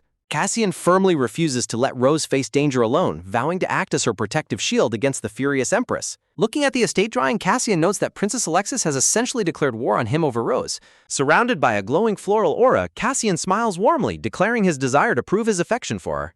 That very night, the predictable empress sends a formal dinner invitation to commence her next move. Under tense palace lights, the key players gather around a lavish dining table hosted by the royal family. Rose sits quietly at the table, calculating that the empress summoned them to seize the exhibition rights. The black-haired third prince wipes his mouth, casually bringing up Cassian's newfound closeness with Princess Alexis. Cassian smoothly responds, downplaying their relationship as a mere acquaintance born from frequent official meetings. Turning to the prince, Cassian highlights the great importance and value of each kingdom treasure. Sparks of tension fly as Cassian reveals Alexis entrusted the exhibits to him, shocking the scheming empress. Cassian smiles confidently, praising Princess Alexis's impeccable judgment in choosing a trustworthy manager like him.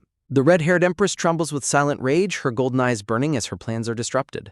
Cassian requests to manage the exhibits directly, prompting a panicked empress to raise her hand in objection. Clutching her chest, the flustered empress scrambles to compose herself in front of the third prince. The empress condescendingly suggests that while Cassian excels in combat, management mistakes would ruin the precious art. Under Cassian's cold glare, the empress sweet-talks her way into offering her own assistance with the exhibits. Leaning in with an icy, mocking smile, Cassian questions the empress's sudden offer of support. The red-haired empress giggles deceptively, insisting her proposal is purely out of concern for his success. Rose silently glares, finding the empress's fake display of motherly worry deeply irritating and transparent. Rose recalls that the empress's family runs an art business, plotting to transfer the rights to their allies. Cassian taps his knife, delivering a sarcastic response about being deeply humbled by her transparent concern. The scene transitions to the grand closed double doors of the Winter Palace office.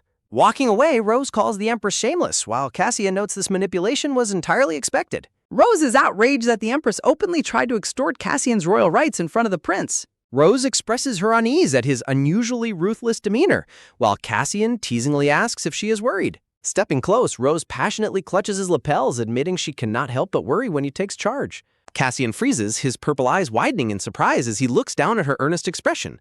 An overwhelming sense of emotion washes over him as he realizes how deeply Rose cares for him. The tranquil night sky settles over the majestic spires of the royal palace. Back in his private chambers, Cassian sighs tiredly as he begins to unbutton his collar. Rose looks up with a soft blush, momentarily caught off guard by his rugged, vulnerable appearance. Cassian reflects that while he must eventually send Rose to safety, tonight he selfishly wants her close. A vision of Rose smiling warmly amidst beautiful white flowers brightens his weary thoughts. Sitting in his chair, Cassian resolves to protect everything he cherishes from the Empress's dangerous plots. Cassian recalls a painful memory of his bandaged younger self, realizing Rose remains unaware of their shared past. A warm memory of a young purple-haired girl smiling under a dark cloak brings comfort to his heart.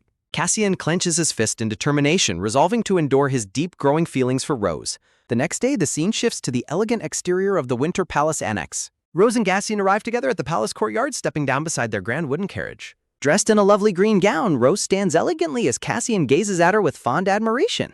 Cassian warmly compliments her beauty, prompting a confident, playful response from an elegant Rose. Rose explains that today her role is far more significant than simply acting as his royal aide. The Empress's formidable brother, Duke Jamodi, appears, noted for being an exceptionally difficult man to handle. With a formal bow, Duke Jamodi offers a stiff greeting to Cassian under the tense palace lights.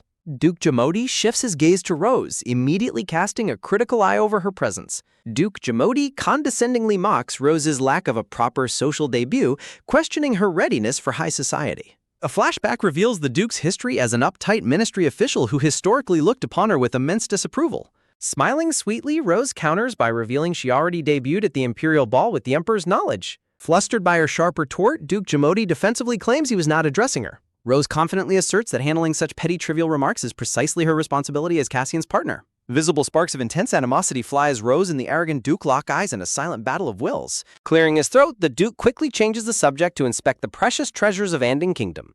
The grand exhibit hall displays the exquisite kingdom treasures arranged neatly inside secure glowing glass cases. As they tour the grand hall, Cassian pulls Rose close, walking arm in arm past the glittering exhibits. Cassian dotes on Rose with sweet concern, leaving the grumbling Duke thoroughly annoyed by their romantic display. Rose playfully leans against Cassian, exaggerating their affection to further provoke the bewildered and irritated Duke. Duke Jamodi sharply demands they take the inspection seriously instead of treating the exhibition like a romantic date. Cassian smoothly deflects, pointing out that the Empress appointed the Duke specifically to handle the tedious work. Cassian teasingly sighs, noting that Rose seems far more interested in the actual work than their fake date. Dramatically sighing, Rose prepares to deliver a devastating critique based on her research of recent ministry documents. Rose casually reveals she found records of the Duke's own son fleeing his demanding, overly difficult work. Exposed and deeply embarrassed, Duke Jamodi stammeringly tries to defend his family's scandalous past. The Duke seethes with explosive rage as Rose and Cassian share a triumphant, mocking smile. With a loud, exasperated huff, the Duke storms off to conduct the tedious inspection entirely by himself. Cassian calls out a final, mocking warning, urging the trembling Duke to do a flawless job. With the nuisance successfully removed, Cassian warmly invites Rose to explore the exhibits at her own leisure. Rose smiles with immense satisfaction, pleased that her quick-witted scheme worked out so perfectly. After completing the tour, the group gathers once more to conclude their assessment of the treasures. Cassian suddenly demands an immediate report, catching the completely unprepared Duke entirely off guard. As the Duke desperately scrambles for excuses, Cassian calmly dismisses him and calls upon Rose. Rose delivers a flawlessly detailed analysis, systematically listing structural vulnerabilities and precise humidity adjustments for each treasure. Duke Jamodi stands utterly dumbfounded, frozen in shock by Rose's peerless professionalism and memory.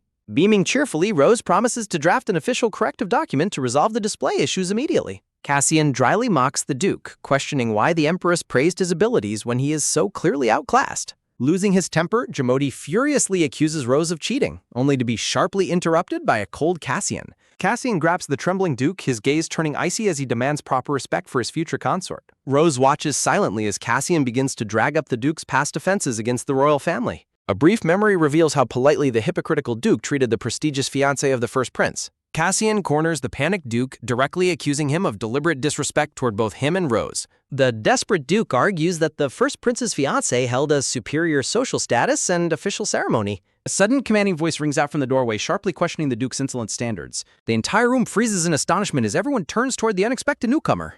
The elegant and beloved first prince, Prince Charlie, stands in the doorway, radiating a brilliant royal aura. Rose is stunned to realize that the Empress's own biological son has chosen to defend them.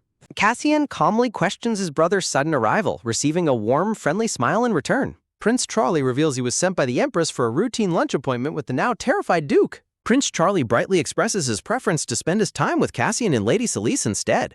Charlie holds Rose's hand warmly, singling her out with a sweet gesture. Charlie gently acknowledges Rose's status as Cassian's fiancée, surrounded by a soft floral ambience. Dumbfounded by the sudden gesture, Rose stammers in confusion.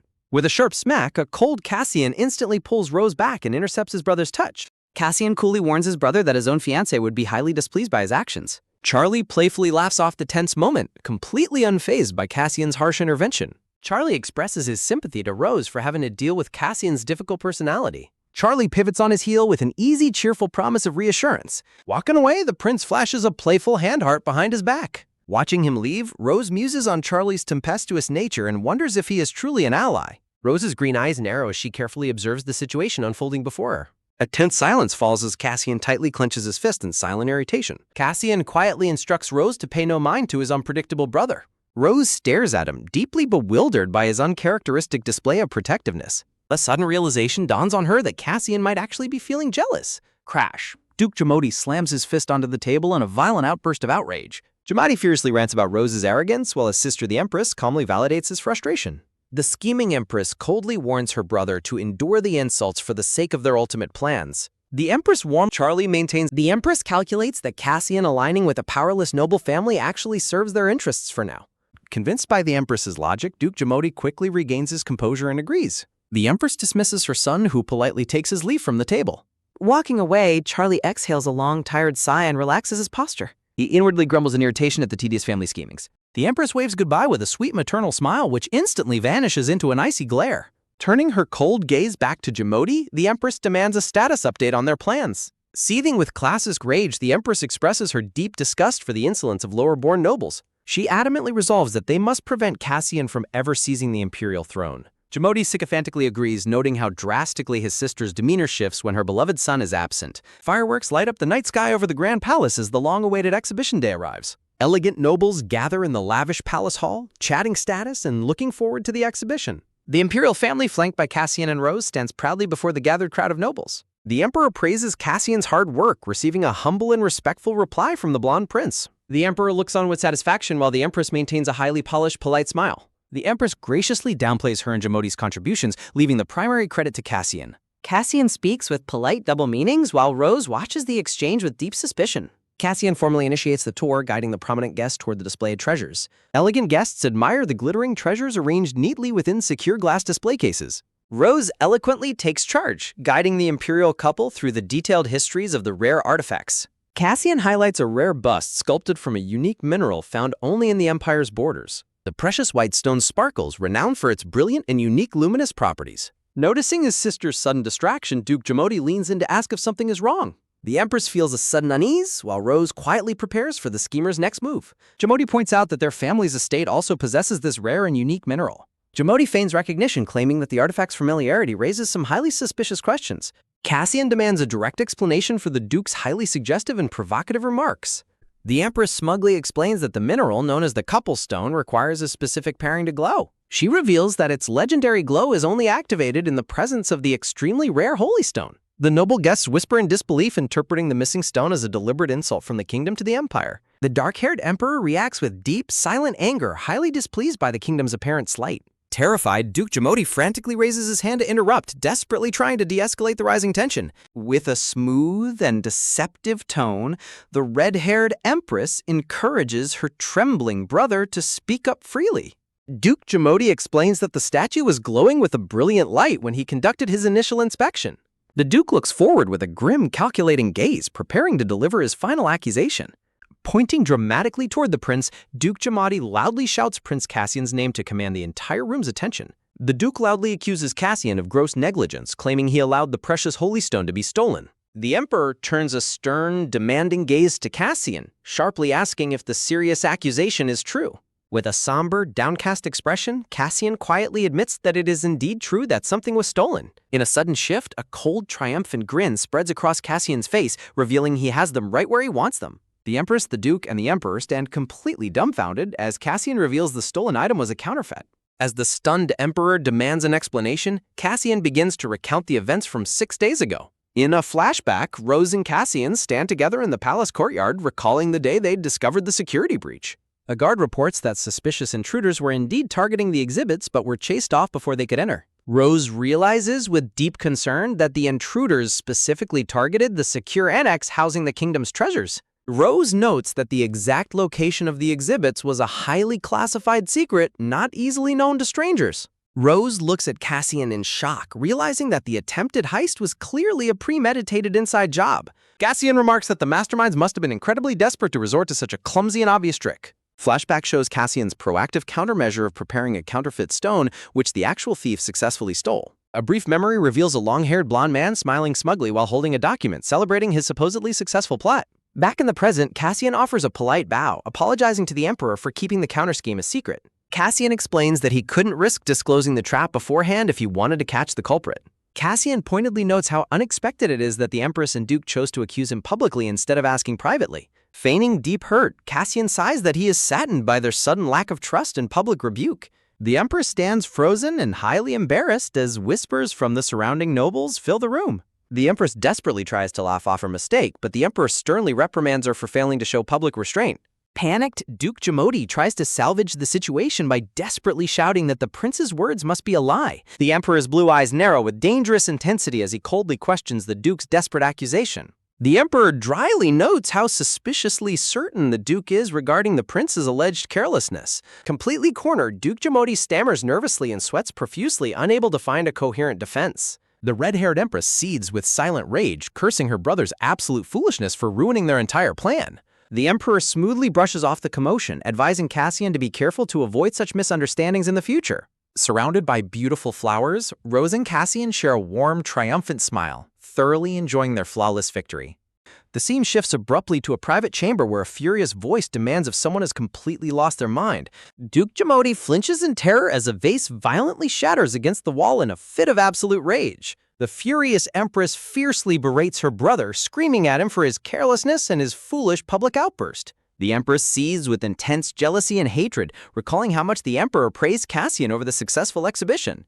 A flashback reveals the Emperor's thoughts praising the remarkable attention to detail in the layout of the exhibits. The Emperor continues his high praise, noting that the key points of the exhibition are easily visible out of glass. The Emperor warmly praises Cassian and his excellent aide, Rose, completely validating their exceptional abilities. Gritting her teeth, the Empress bitterly regrets giving Cassian any opportunity to redeem himself and win the Emperor's favor. A dark, sinister smile creeps across her face as she plots her next move against the prince. Looking out a window on a dark, stormy night, the Empress mutters darkly about someone who should have died coming back alive. Standing behind the silent Empress, Duke Jamodi watches her with a tense and deeply nervous expression. Close-up of the Duke's sharp amber eyes as he remains deeply lost in his own thoughts. The text Thought Bubble ponders if it has already been over 10 years since the critical event. A brief memory shows the back of a young, blonde Cassian standing resolutely while holding a training sword. The scene shifts to a peaceful morning as a bright, clear day dawns over the elegant palace building. Rose sits at her library desk, her green eyes wide with sudden surprise as she looks up from her writing. Cassian surprises Rose by offering her a generous 9-day vacation from her exhausting duties. Question marks surround a bewildered Rose as Chibi Cassian playfully notes her complete lack of conviction. The blonde prince explains that he had been waiting for the right time to grant her a break. Placing his hand on the desk documents, Cassian reassures her that he can manage the workload alone. Cassian raises an eyebrow, questioning why she isn't immediately rushing out the door to celebrate. Clutching her hands, the brown-haired aide confesses her worry about him overworking himself in her absence. Cassian stands quietly, gazing at her with a gentle, appreciative warmth. Stepping closer, Cassian tenderly touches her face while insisting that she is the one who truly needs rest. A soft, gentle touch graces Rose's cheek, leaving her completely stunned and wide-eyed. Surrounded by a beautiful floral border, the prince smiles warmly and calls her his precious aide. A close-up of Rose's glittering green eye reveals a faint blush creeping across her face. The two stand together in the warm library, sharing a quiet, intimate moment before her departure. With an energetic cheer, Rose's long-awaited 9-day vacation officially begins in chibi celebration. Snoring softly under her blankets, Rose spends her first 2 days blissfully lazing around her bedroom. Suddenly, the purple-haired Wilma bursts into the room, dramatically scolding Rose for merely loafing around. Rose continues reading a book on her bed, contentedly munching on chocolate chip cookies. Under a bright, clear sky, a magnificent white palace mansion stands beautifully beside a sparkling fountain pond. Rose gasps in awe at the spectacular villa as Wilma proudly stands with her arms crossed. Overjoyed by her friend's grand hospitality, Rose happily clasps her hands together in gratitude. Wilma proudly explains her thoughtful planning while a swooning chibi Rose considers her an absolute angel. As they look over a picturesque village street, Wilma shyly invites Rose to go sightseeing together. Strolling down the cobblestone streets, the two friends happily carry shopping bags and chat. Rose playfully splashes in a cool river stream while Wilma stands on the shore, watching with amusement.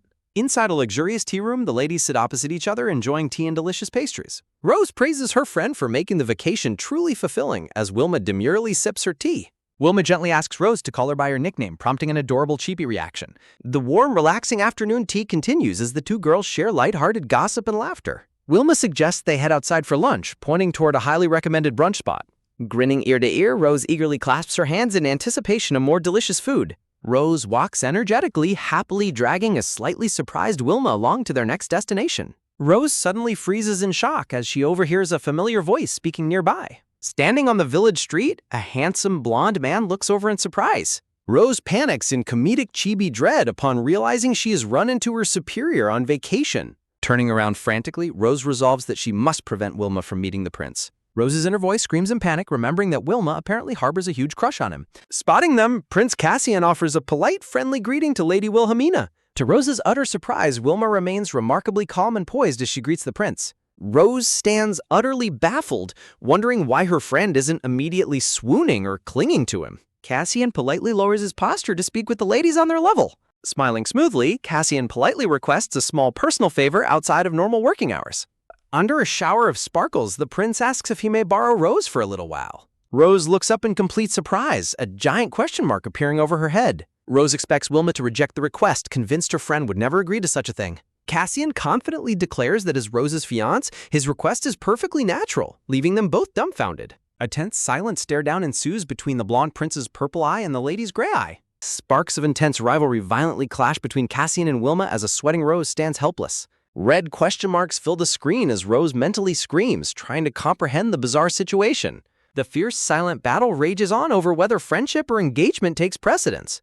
Rose sighs in inner despair, lamenting that even having a fiancé just feels like extra work. Glaring coldly past Rose, Wilma keeps her stern eyes locked directly onto Cassian. Wilma smugly teases her friend, sending Rose into a tailspin of panicked chibi protests. Cassian gently reassures Wilma that he has no immediate plans to take her precious friend away. Rose looks on in quiet concern as Cassian stands beside her, radiating a calm, princely confidence. Relieved to have settled things, Rose sighs contentedly and decides 3 days of rest is plenty. Under a bright sky, Rose and Wilma share a serene afternoon tea on a beautiful palace balcony. Wilma expresses her quiet relief, prompting a curious and slightly confused question from an unsuspecting Rose. Wilma mentions rumors about Cassian's calculated engagement, which Rose secretly admits is a highly accurate assessment. Wilma's expression softens into a warm smile as she reflects on their interaction earlier today. Completely caught off guard by her friend's sudden shift, Rose asks for clarification and utter bewilderment. Rose's sweat drops as Wilma swoons over the prince's sweet gestures, prompting Rose to ask about her friend's prior crush. Wilma frantically waves her hands, insisting she would never steal a friend's lover, leaving Rose deeply touched. Rose weeps internally, despairing over her friend's massive misunderstanding of her strictly professional partnership with Cassian. The peaceful waters sparkle beneath the gentle foliage, transitioning the scene to a serene evening voyage. A magnificent white-sailed cruise ship glides gracefully across the sparkling dark blue waters of the sea. Dressed in elegant formal wear, Cassian greets Rose warmly as they reunite aboard the luxurious ship. Looking elegant in a pink ruffled gown, Rose dryly admits her peace ended the moment the prince arrived. Their playful bickering continues as Cassian smugly suggests Rose secretly adores his annoying yet charming tactics. Cassian teases Rose about her preferred type, asking if she prefers cunning men over righteous ones. Rose suddenly freezes in realization as a startling thought begins to dawning on her. A flashback reveals a disguised Rose watching over a young, heavily bandaged Cassian recovering in a simple wooden bed. Rose recalls her childhood anxiety, hoping to prevent Cassian from suffering the tragic fate of his original story. She remembers how severely feverish Cassian was, wondering if he could have possibly remembered her words. Terrified of the potential implications, Rose dreads the idea of being dragged into a tragic romance. Rose's green eyes widen in pure shock as Cassian's sudden voice breaks her deep train of thought. Cassian gently holds her gloved hand, curiously asking why she suddenly looks so incredibly tense. Surrounded by glowing blue light, Cassian holds her hands while playfully claiming he was merely analyzing her ideal man. Rose questions his true motives, wondering if he is pretending to be ignorant just to soothe her anxiety. With a gentle smile and a steady gaze, Cassian prepares to shift the subject to something more pressing. The two stand side by side at the ship's railing, looking out over the quiet, dark blue sea. Rose solemnly realizes that exposing the truth prematurely would only complicate and damage their current relationship. Cassian watches her silently from the side, his purple eyes reflecting a quiet, unreadable intensity. Shifting the mood, Cassian asks how she enjoys the cruise, to which Rose happily shouts her approval. Rose excitedly recalls her past success in catching drug smugglers aboard a ship, which earned her a massive bonus. A brief flashback shows Cassian and Rose successfully leading soldiers during the raid on the illegal drug trade. Cassian recalls his thoughts from that fateful night, looking over his shoulder at his dependable aide. The memories of the decorated palace halls and the glittering cruise ship merge under the starry night sky. A close-up of Rose's sparkling green eye highlights her quiet awe at the memory. Cassian reveals that seeing her back then inspired him to one day treat her to a beautiful cruise. Deeply touched, Rose looks at the prince, realizing his thoughtful intention behind bringing her on this voyage. Instantly switching into her hyper-efficient work mode, Chibi Rose eagerly asks if they are hunting down more smugglers. Cassian's expression turns serious as he warns her that a similar dangerous situation might unfold tonight. Cassian explains that the captured mages have resumed their illegal drug trade, targeting the very resort where Rose rested. A flashback reveals the red-haired Empress intervening, assigning the case to Cassian instead of his older brother. Rose gasps in shock as she hears the Empress explicitly sent Cassian directly to her vacation spot. Connecting the dots, Rose immediately finds the Empress's sudden involvement and the familiar case highly suspicious. Rose grows increasingly alarmed, wondering how the hostile Empress managed to discover her highly private vacation location. Cassian calmly advises her not to worry, suggesting the Empress merely used her location as a convenient excuse. Placing a hand on her shoulder, Cassian reassures her that he will handle everything, urging her to enjoy her rest. Though she verbally agrees, Rose's hand grips her dress tightly in silent apprehension of the looming threat. Rose brushes back her hair, her eyes narrowing as she resolves not to let danger ruin her vacation. Cassian notices Rose looking troubled and asks what is bothering her. Rose explains her worry that the Empress's knowledge of her location might drag Wilma into danger. Rose recalls that in the original story, the Empress bullied Wilma due to her crush on Cassian. Cassian places a reassuring hand on her shoulder, softly telling her not to worry. Cassian promises to keep Wilma safe and ensure she doesn't get involved. Under a starry night sky, Cassian stands close to Rose, offering his silent comfort. The scene transitions to the magnificent villa as Rose enjoys a peaceful vacation with Wilma. Rose tells Cassian that she has rested enough and plans to return to the capital tomorrow. Chibi Rose curiously asks if the prince will be staying behind a bit longer. Cassian confirms he needs to stay for 2 more days to investigate. Chibi Rose sweat drops in comedic fashion as Chibi Cassian laughs, reassuring her. Cassian tells her not to worry, promising to send a messenger bird when she departs. Rose looks at him, realizing the prince will be extremely busy with his duties tomorrow. Against a backdrop of violet flowers, Cassian emphasizes his desire to protect her vacation. Inside the quiet tea room, the two stand facing each other in a warm, gentle atmosphere. Blushing and smiling warmly, Rose thanks him and promises she will be waiting. The scene transitions to a desk stained with splatters of thick black ink over scattered papers. Time passes in silence, but Cassian's promised messenger bird never arrives, sparking deep concern. Wilma watches quietly from behind as Rose stands anxiously near the palace gates, looking out. Rose grows visibly frantic, clutching her hands in deep worry over Cassian's silence. Wilma approaches to ask if something is wrong, prompting a hesitant, nervous response from Rose. Sensing the tension, Wilma kindly tells her she doesn't need to explain if it's about work. Wilma decides to return to the capital first to avoid being a hindrance to Rose's duties. Holding Rose's hands warmly, Wilma wishes her safety as they prepare to part ways. A wooden carriage rumbles away down the forest road, leaving Rose alone at the gates. After waving goodbye, Rose immediately turns around with a serious and determined expression. Rose runs as fast as she can, her hair flying wildly as she rushes through the estate. Filled with dread, Rose desperately calls out Cassian's name as she sprints forward. Rose tries to calm herself, reasoning that Cassian is far too cunning to be easily defeated. She holds on to the hope that he must have found a simpler way to protect himself. The scene shifts to Cassian standing alone, his back turned to the viewer. Cassian glances back over his shoulder with a confident, knowing smile playing on his lips. She wonders if the prince really managed to handle the danger smoothly as she suspects. The scene shifts to a dark, quiet wooden hallway with the lantern hanging on the wall. On a blood-spattered floor, Cassian clutches his chest as a golden light of healing magic emanates from his hand. Slumped against a wall, a heavily wounded and panting Cassian sits in a blood-soaked shirt. Wincing, Cassian notes that his magical healing kit only managed to provide rough first aid after the ambush. Staring into the darkness, Cassian's purple eyes narrow as he worries about the distress this would cause Rose. A brief flashback shows young Cassian dressed in a neat vest looking back in his childhood days. A young purple-haired Rose with bright green eyes looks up at him, cutely pronouncing his nickname. Cassian remembers how those childhood memories with her shaped the person he has become today. In a comedic cut-in, a panic-stricken Chibi Rose scolds him for daydreaming while in mortal danger. Returning to reality, Cassian struggles to stand as rapid footsteps sound from the hallway outside. The door flies open as a breathless and terrified Rose bursts into the room calling his title. Slumped against the wall, a battered and bloody Cassian looks up and offers a weak smile. Rose rushes to his side, kneeling down to support him in the dimly lit room. Smiling gently despite his injuries, Cassian asks her not to make such a sad, worried face. Fighting back tears, Rose desperately protests, pointing out his severe wounds and burning fever. Rose feels a wave of relief that she arrived in time to provide him with proper medical aid. Looking at his bloodied shirt, Rose trembles with worry, realizing how hard he fought all by himself. Smiling weakly, the injured Cassian tells Rose to stop talking and focus on getting some proper rest. Rose agrees to take over his care, but her eyes widen in shock at a sudden turn. With a soft thud, the exhausted and heavily injured prince collapses completely limp into Rose's arms. Resting heavily against her, Cassian's pale face is slick with sweat as he drifts into a feverish sleep. Cradling him gently, a tearful Rose whispers words of comfort, praising him for enduring such a harsh trial. Rose notices a scroll nearby and wonders if these are indeed the documents confiscated from the hostile mages. Her green eyes widen in absolute astonishment as she begins to read the shocking contents of the document. The scene transitions to a peaceful rustic estate under the bright morning sun, marking a shift in time. Inside the cottage, a pot of warm, hearty soup is carefully stirred as it bubbles over the fire. Cassian slowly blinks open his eyes, waking up in a quiet and unfamiliar room. A gentle voice calls out to him, asking if he has finally awakened from his deep slumber. Rose greets him with a warm, welcoming smile, carrying a fresh bowl of hot food to his bedside. Chibi Rose nervously offers her homemade cooking, which Chibi Cassian eagerly accepts with absolute delight. As she serves the food, Rose suddenly pauses as a nostalgic memory begins to cross her mind.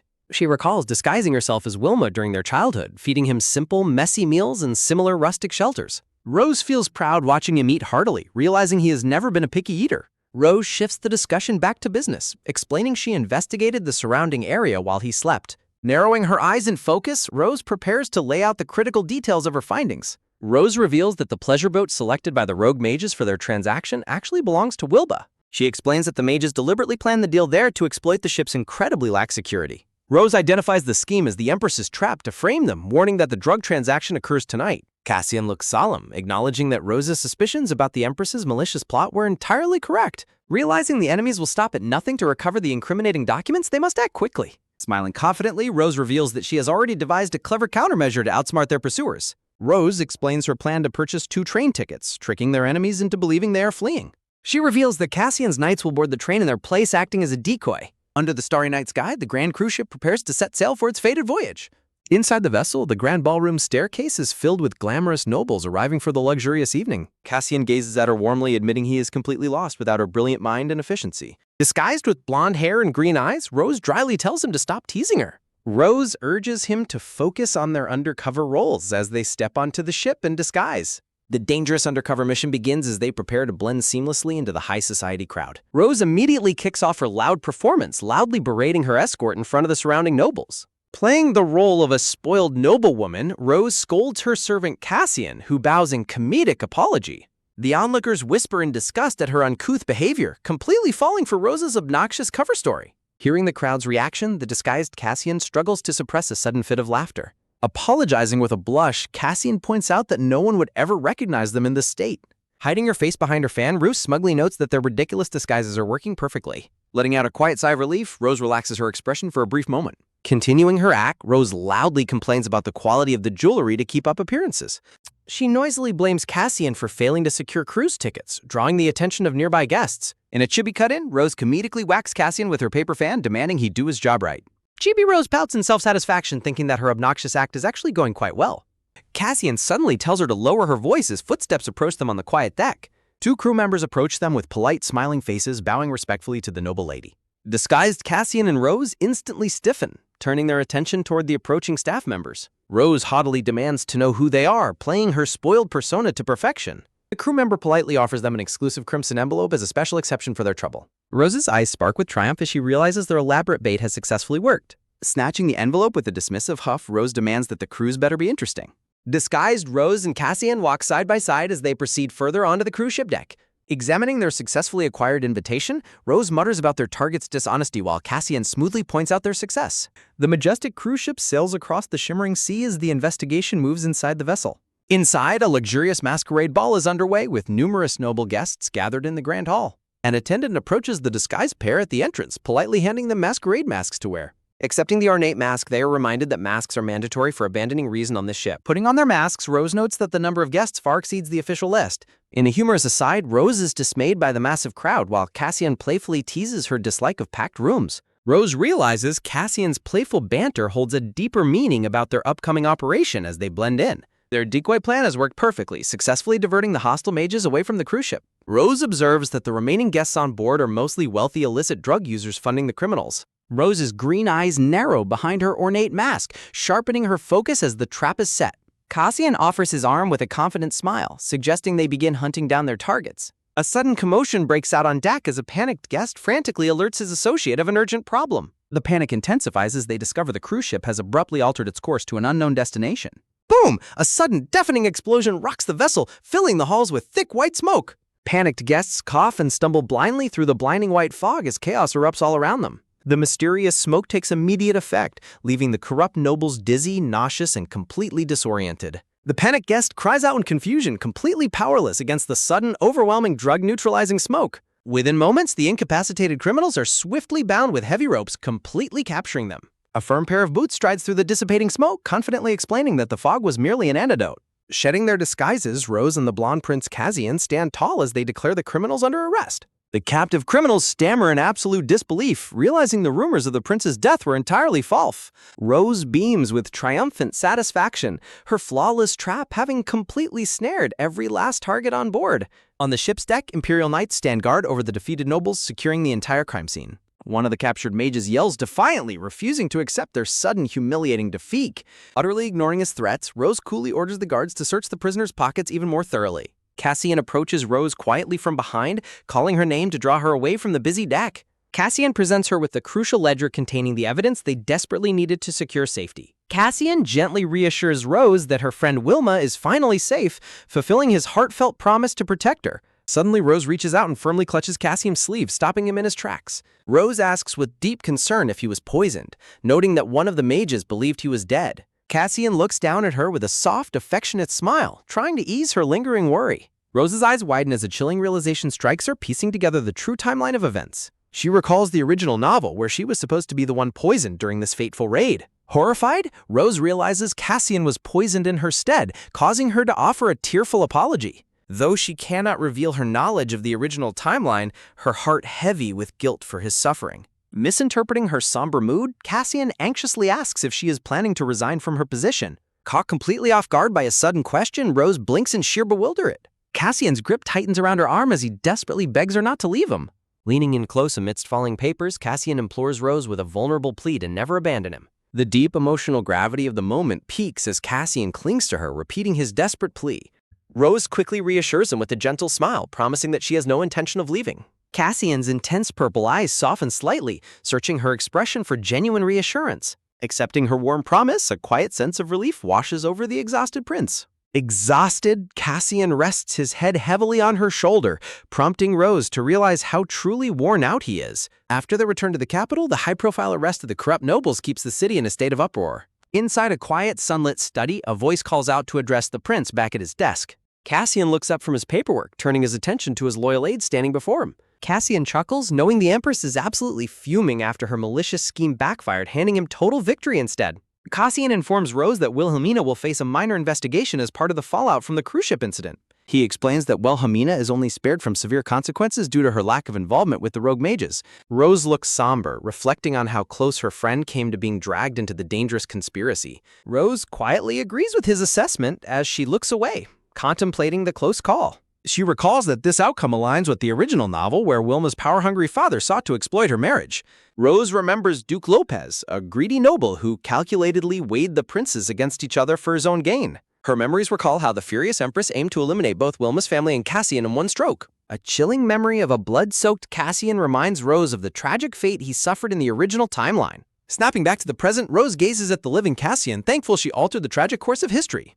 In a cheerful chibi scene, they celebrate the end of the cruise ship case as summer warmth arrives. A close-up of Rose's intense green eye reveals a sudden sweating realization of what this seasonal transition means. Standing alongside Cassian, Rose is struck by the daunting realization that the dreaded mid-year financial closing has arrived. A loud, heavy knock echoes on the doors as frantic voices call out for Aide Celise and Prince Cassian. Panicked palace aides burst into the room carrying massive stacks of files, pleading for assistance with budget planning. An ominous message declares the descent of sheer administrative hell as the workload completely overflows. A swift writing motion captures the relentless, frantic speed of the endless paperwork being processed. Endless requests pile up from the summer palace and various departments, demanding urgent assistance from the overwhelmed aides. Emitting a dark purple aura, Rose scribbles furiously with her quill, wishing everyone would stop calling her name. She acknowledges that while Cassian wanted this influence, the massive influx of responsibility has pushed them to their limits. Exhausted, Rose directs her subordinate to pile even more documents onto Prince Cassian's desk, noting he is getting run ragged.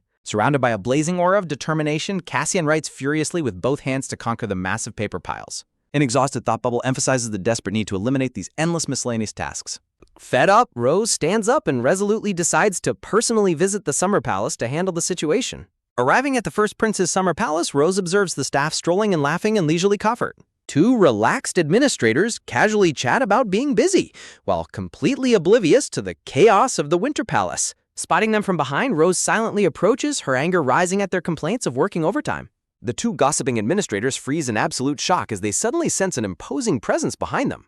Glaring at them with crossed arms, Rose angrily questions why they get to relax while her palace runs itself ragged. Startled, the administrator nervously asks what brings the infamous witch of the Winter Palace to their grounds. Wearing a sharp, confident smile, Rose dryly praises the summer palace for its supposedly efficient work style. With a sharp snap of her finger, she prepares to deliver a swift dose of administrative reality. Rose's aides slam massive stacks of returned paperwork onto the ground, leaving the lazy administrators completely speechless. Rose sweet-talks her targets while demanding they handle their own duties instead of dumping them on her. The panicked Summer Palace staff protests frantically, accusing her of unfairly forcing Winter Palace work onto them. To solace their protests, Rose invokes the Emperor's authority, threatening to take the matter straight to the Sun Palace. Sweat dropping in terror, the administrators try to negotiate as Rose firmly reminds them these were their tasks to begin with. Rose flips her hair and walks away, sarcastically leaving them to manage their own workload. Closing her eyes in irritation, Rose scoffs at their ridiculous laziness as she departs the Summer Palace. Back at her own desk, an overwhelmed Rose screams in agony, realizing her own workload remains completely astronomical. A soft knock sounds at the door as Lord Ashwood, the silver-haired first aide of the Summer Palace, politely enters. Rose looks up in disbelief, utterly flabbergasted that the Summer Palace is already trying to dump more work on her. Lord Ashwood calmly presents the files, stating his busy schedule forces him to leave them for her review. He politely but firmly tells Rose she must accommodate his timeline, showing zero regard for her overwhelming busy season. A loud, sharp crack sounds as Rose's blood boils, snapping her feather quill clean in half in sheer rage. A close-up shows the snapped quill splattering black ink, symbolizing Rose's breaking point. Shrouded in a dark, ominous shadow, Rose seethes at his audacity to clock out on time while she drowns in work. Slamming her hands on the desk, Rose stands up and furiously berates him for his shameless behavior. Rose's crying aides nod in unison as she yells at Ashwood for demanding help while leaving early. She rages over the red-haired First Prince's lazy habit of dumping his work on others while expecting her to manage it. Sweat dropping in a comedic chibi moment, Lord Ashwood weakly acknowledges her valid frustrations with a nervous sweat. Lord Ashwood overlooks Rose's rude attitude, politely requesting her cooperation to resolve his palace's issues. Rose yells in absolute outrage, completely rejecting his shameless attempt at requesting her cooperation. She flatly refuses, noting that the Winter Palace has no time to spare for simple Summer Palace tasks. Rose declares she won't work for free, leaving the silver-haired lord wondering what he must do. A mischievous glint sparkles in Rose's green eyes as a perfect plan begins to formulate. Rose demands that he assist her personally, leaving Lord Ashwood completely stunned by her sudden proposal. She points out that he must work by her side to learn how to properly manage things. Lord Ashwood hesitates, clearly uncomfortable with the prospect of directly serving the Winter Palace's head aide. Rose challenges him, asking if he finds serving a mere baron's daughter to be beneath him. Panicking, Lord Ashwood quickly assures her that he is only concerned about bringing shame to her. Rose coldly dismisses his worries, calling his bluff and turning to leave him to his own devices. Cornered by his mounting duties, Lord Ashwood tightens his grip on the documents and reluctantly agrees. Standing tall, Lord Ashwood formally salutes and officially accepts Rose's proposal to serve as her assistant. Rose pumps her fist with blazing determination, planning to work the Summer Palace aide to the bone. A brief moment of quiet transition marks the start of Lord Ashwood's intense training under Rose's supervision. Rose's red pen strikes relentlessly, marking numerous mistakes across the documents he prepared.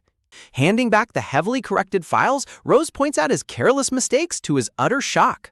Lord Ashwood is comically devastated as she orders him to get his reports pre-approved by subordinates. Walking under a spotlight of shame, the exhausted lord laments his 5th straight day of rejected paperwork. The Winter Palace staff tease the slumped lord, asking what he managed to mess up this time.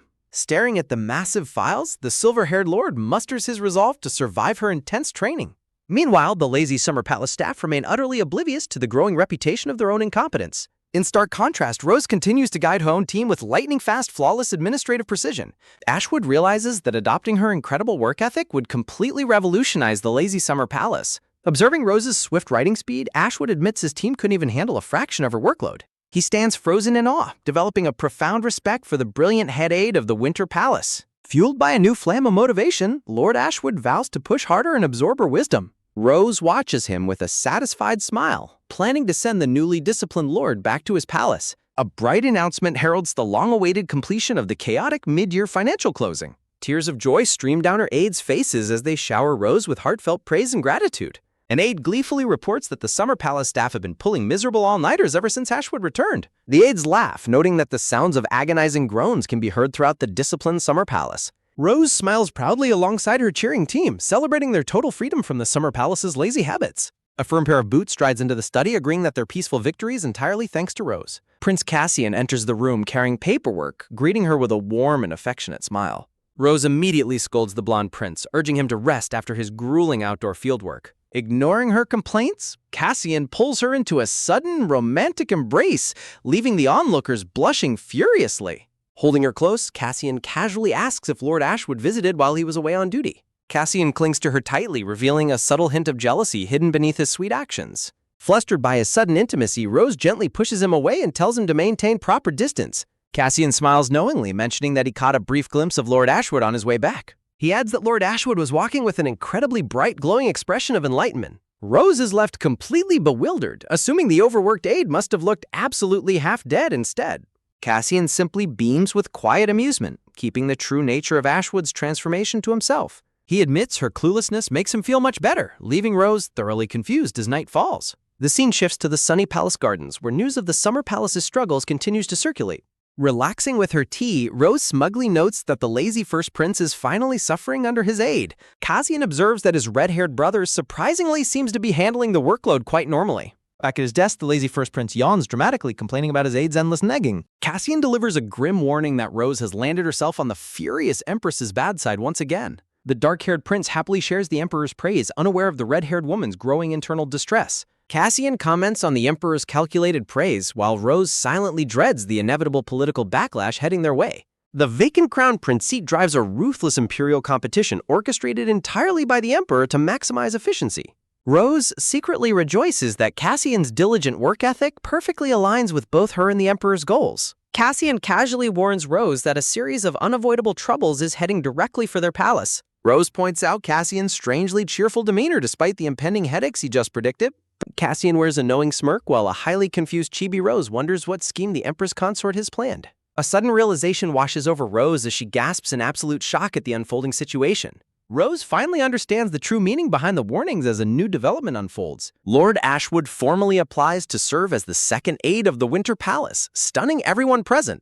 Rose notes that Ashwood was heavily recruited by the Empress consort, making his sudden defection to the Winter Palace an absolute betrayal. Rose calculates the immense strategic advantage their palace will gain if Ashwood officially joins their ranks. Despite imperial regulations allowing 5 administrators, political interference has historically left Rose working with only Cassian. Since his application is voluntary, Rose rejoices that they can bypass the Empress consort's interference and expand their staff. Ashwood quickly reassures a skeptical Rose, urging her not to worry about his presence at the Winter Palace. Glowing with absolute confidence, Ashwood promises to personally intercept and reject any extra work sent from his former palace. The perfect solution presents itself, promising to shield their palace from work overload while solving their labor crisis. Realizing Ashwood will drive the Empress consort completely insane, Rose enthusiastically declares him to be absolutely perfect.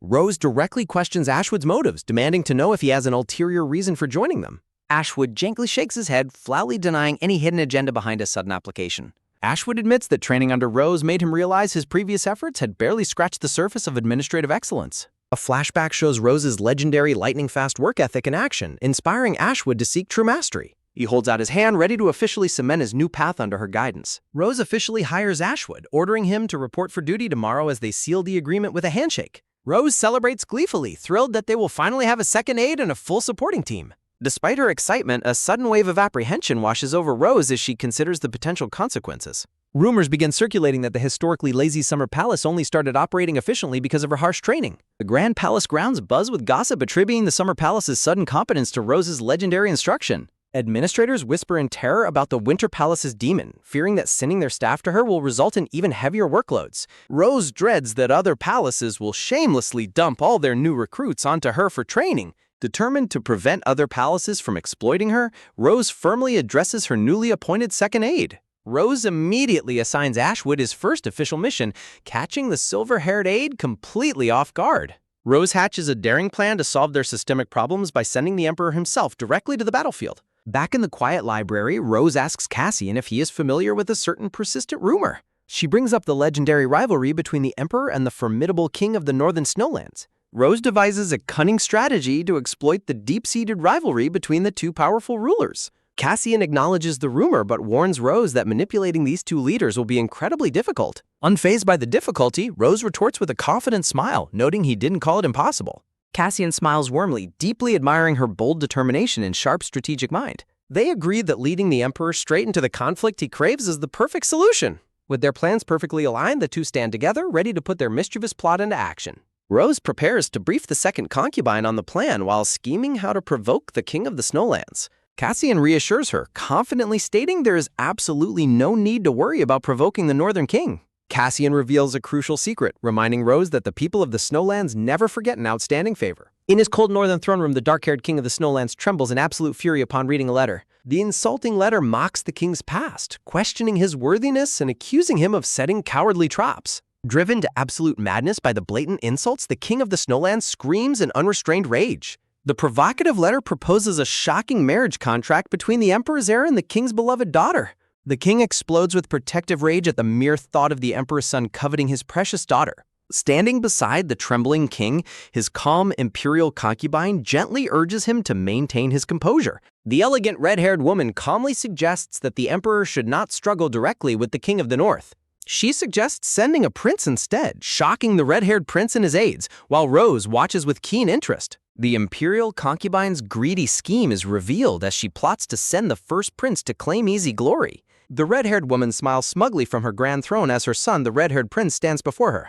The red-haired prince's dark pants feature a detailed, elegant rose-patterned embroidery running down the side seam. With a charming smile, Prince Cassian praises the proposal and suggests entrusting the dangerous matter to the other princes. He questions the king of the Snowlands' audacity in demanding a duel with the supreme emperor of the empire. The blonde prince formally addresses the court, causing the dark-haired emperor to flinch in visible surprise. Rose quietly observes the conversation, realizing that Cassian's reverse psychology will provoke the prideful emperor. In a flashback, the rugged, dark-haired king of the Snowlands laughs boastfully about the emperor hiding behind his sons. Chibi Rose amusedly recalls this crucial piece of intelligence provided by the second concubine. The dark-haired emperor boasts of his martial prowess, while Chibi Rose sweat drops at his predictable predictability. Gesticulating dramatically, the proud emperor adamantly refuses to back down or act like a coward. The clear blue sky shines bright over the green leafy branches of the palace courtyard. News spreads quickly across the sprawling, densely packed imperial town below the palace hill. Newspapers announce the magic beast suppression, as Rose and Cassian read the headlines with quiet satisfaction. An illusion shows the red-haired woman triumphantly crowning her reluctant son to promote him as the future crown prince. The blonde prince notes that the temple also intends to intervene by sending their holy saintess to support them.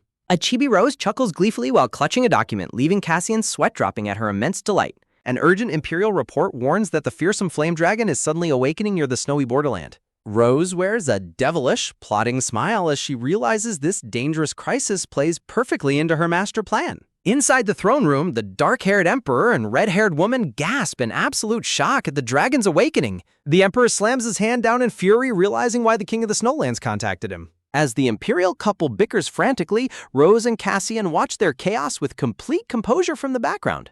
A narrative box reveals that the king of the Snowlands had begged for imperial aid in the original novel. The brown-haired woman looks slightly contemplative, surprised that the legendary beast has awakened much earlier than expected. Sweat dripping down his face, the dark-haired emperor grits his teeth in deep frustration. He spins around to desperately ask Rose and Cassian if they have a brilliant strategy to handle the crisis. A smug Chibi Rose notes that the emperor naturally turns to the highly capable Cassian first in times of trouble. The blonde prince warns that the Snowlands cannot defeat the waking flame dragon without immediate imperial assistance. Cassian boldly proposes extracting valuable territory or compensation from the desperate northern king, leaving the imperial couple stunned. The panicked red-haired woman protests the danger, but the stubborn emperor refuses to look like a fleeing coward.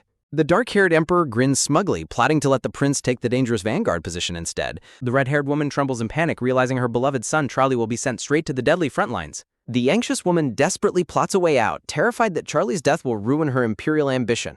The bickering imperial couple flinches in surprise as a calm voice suddenly cuts through their frantic conversation. Prince Cassian steps forward alongside Rose, declaring that he cannot rest easy while his father faces such danger. Surrounded by a brilliant, sparkling halo, the blonde prince presents himself as a devoted, selfless son. The dark-haired emperor solemnly asks Cassian if he truly understands the mortal danger of the mission. With unwavering resolve, the blonde prince confirms that the danger is precisely why he must go. Deeply moved, the emperor proudly accepts Cassian's request, declaring him the most suitable prince for the task. The emperor turns to the stunned red-haired woman, asking if she agrees to let Cassian go instead of Charlie. A close-up of the red-haired woman's trembling golden eyes reveals her sheer relief and quiet dread. Rose and Cassian share a knowing, victorious smile, pleased that their strategic trap has been sprung successfully. An illusion shows Cassian wearing the crown as the future emperor, while Chibi Rose laughs behind her hand. An illustration of the original novel depicts a noble knight standing victoriously over the defeated red dragon. The narrative text confidently asserts that Cassian will easily conquer the beast once again without major injury. Deep within the dark abyss, the glowing fiery yellow eyes of the giant red dragon snap open. The chilly autumn wind sweeps through the bare dark branches of the silent forest trees. The dark-haired emperor strides forward in splendid white armor, followed closely by a determined Cassian and Rose. A narrative box announces that the Imperial Army has officially begun its march. Rose notes that a week has passed since they left the capital as they approach the chilly Snow Kingdom. As the travel-weary administrators suffer from motion sickness, they jokingly call Rose a demon, provoking her annoyance. Cassian expresses concern over the knights struggling against low-level beasts, noting that monster sightings are spiking near the border. Cassian strictly orders a startled knight to double the training for the hesitating 3rd platoon to prepare for the dragon hunt. Rose mutters that Cassian is the true demon, though the terrified administrators silently consider them both equally terrifying. The scene shifts to the Imperial Army's snowy campsite nestled deep within the barren wintry forest. Inside the command tent, the frustrated Emperor and the boisterous King of the Snowlands clash over their battle strategy. Cassian informs Rose that the Emperor has contacted the Northern King and plans to split their forces for the dragon hunt. Cassian mentions that the temple's holy saintess will arrive with the 2nd wave to support the dragon-slaying unit. The two chibi comrades scoff at the temple's arrogance, agreeing that sending the saintess is merely the bare minimum. Rose dryly notes that others are already trying to steal credit, fully confident that only Cassian can defeat the beast. Rose falls silent, contemplating the unfolding situation with a serious expression. Cassian asks if she doubts his perfect execution, prompting Rose to quickly reassure him of her complete faith.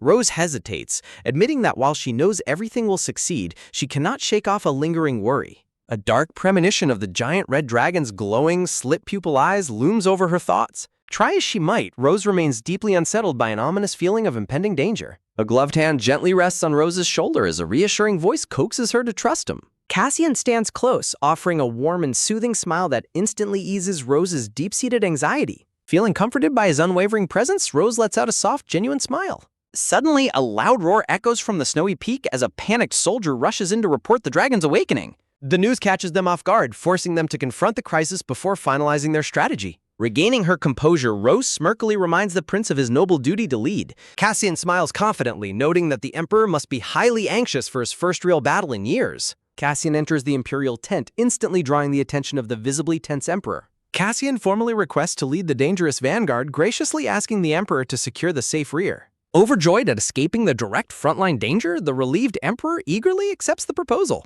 Rose observes that their rapid deployment gives them a strategic advantage while the northern forces are still scrambling.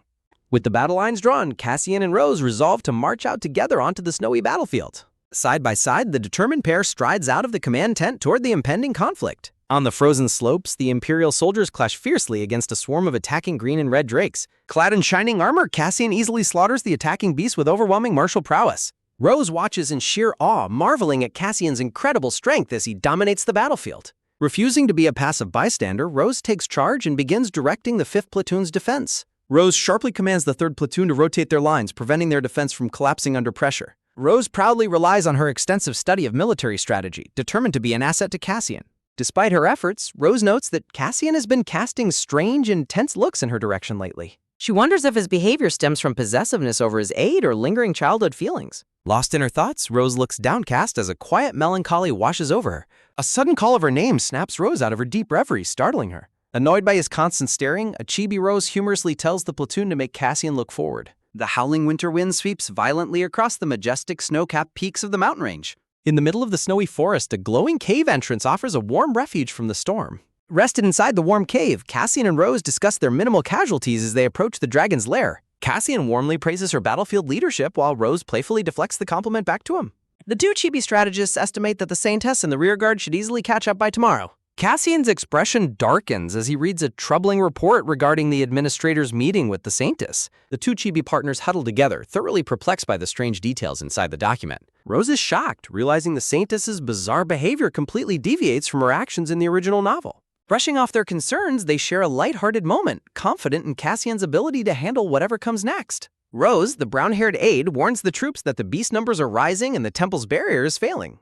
A loud crack echoes as the protective barrier begins to splinter under the relentless pressure. Rose quickly commands the aura-wielding knights to shift their formation to the front lines. Overcome by exhaustion, Rose coughs violently as Cassian catches her and desperately urges her to fall back. Despite the danger, Rose refuses to hide in safety while others risk their lives. Nearby, a mysterious pink-haired figure in a dark hood stands confidently boasting that everything is perfectly set up. A sharp gasp escapes as an eye reflects the hooded figure preparing to intervene. In desperation, Rose calls out for the Holy Maiden to raise a new barrier. Beneath the dark hood, a smug grin spreads across the pink-haired stranger's face. With a swift motion, the hooded figure hurls a golden spear, erecting a massive protective barrier. The knights gape in absolute shock, stunned that a barrier was created using a martial weapon. The hooded, pink-haired figure stands majestically in white and gold robes amidst the swirling snow. A wicked smile plays on the stranger's lips as the crowd wonders if this is the real saintess. The mysterious saintess strides toward the battlefield, catching the attention of the resting Cassian and Rose. Rose stares in confusion, doubting the bizarre appearance of the supposedly pure and frail saint. Looking closely, Rose realizes the incredibly muscular hooded figure has the build of a man. Rose sweats in disbelief, recalling that the original novel described the saintess as a delicate, beautiful girl. Cassian bows respectfully, offering formal thanks to the newly arrived holy figure. The hooded saint stares back with a blank, unreadable expression. Stepping closer, the hooded, pink-haired man asks Cassian if he is his competition. He swiftly turns away, dismissively declaring he is not there to see the prince anyway.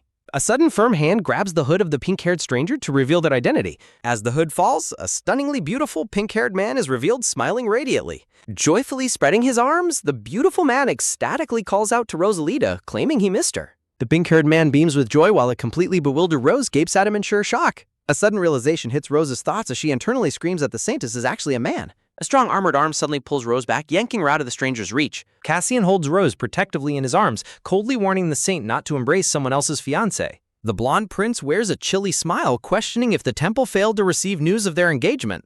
The pink-haired saint frowns in irritation, admitting he was furious to find out someone snatched Rosalita away. Cassian's eyes narrow as he coldly demands to know what relationship justifies such a bold remark.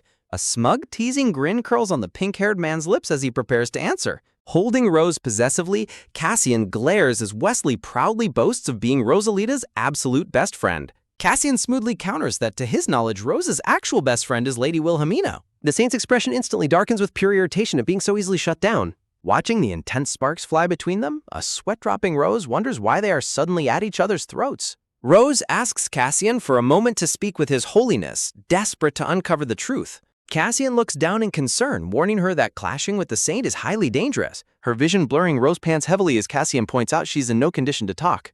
Dizziness suddenly washes over her, leaving Rose stumbling and completely disoriented. As Rose starts to collapse, both Cassian and Wesley gasp in sheer horror. Swoosh!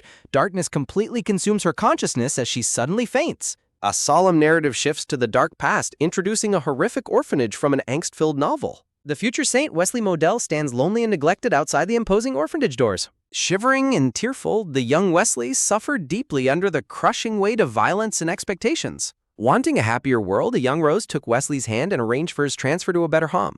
Having completely forgotten the memory, the grown Rose finally recalls her childhood meddling. Young Cassian, known then as Ian, smiled warmly as he asked if she had forgotten him too. Rose smiles gently in her memory, fondly looking back at the boy she once saved. In the past, young purple-haired Wilhelmina stood beside young Ian, whose battlefield injuries Rose had barely managed to treat. The young, blonde-haired Cassian looks warmly at young Rose, who is disguised with purple hair. In a cheerful thought bubble, Rose remembers her childhood joy of simply living happily with her parents. Rose remembers how she easily deflected Cassian's childhood questions despite her purple-haired disguise as Wilma. The purple-haired Rose reflects on how she still ended up entangled with Cassian despite all her past efforts. Suddenly, Rose's green eyes widen in shock as a startling realization interrupts her deep reflections. Rose realizes with dread that she is still facing the exact same crises as the novel's original protagonist. She recalls how the temple sought to isolate Cassian and how her intervention with Wesley changed everything. She realizes that the flow of events is playing out exactly like the original novel's plot. Rose clenches her fist in frustration, cursing the wicked forces attempting to dictate their fate. With fierce determination, Rose resolves to shatter the miserable original plot to pieces. A soft gasp sounds as Rose slowly opens her green eyes, wondering where she is. Waking up, Rose is greeted by a deeply worried Cassian sitting attentively by her bedside. Cassian sighs in relief, gently holding her hand and scolding her for not staying back in safety. He tightly squeezes her hand, admitting his heart stopped when she collapsed on the battlefield. Rose playfully teases him, asking if he was merely afraid of losing a highly competent aide. Cassian sits silently at her bedside, the quiet atmosphere thick with his unspoken concern.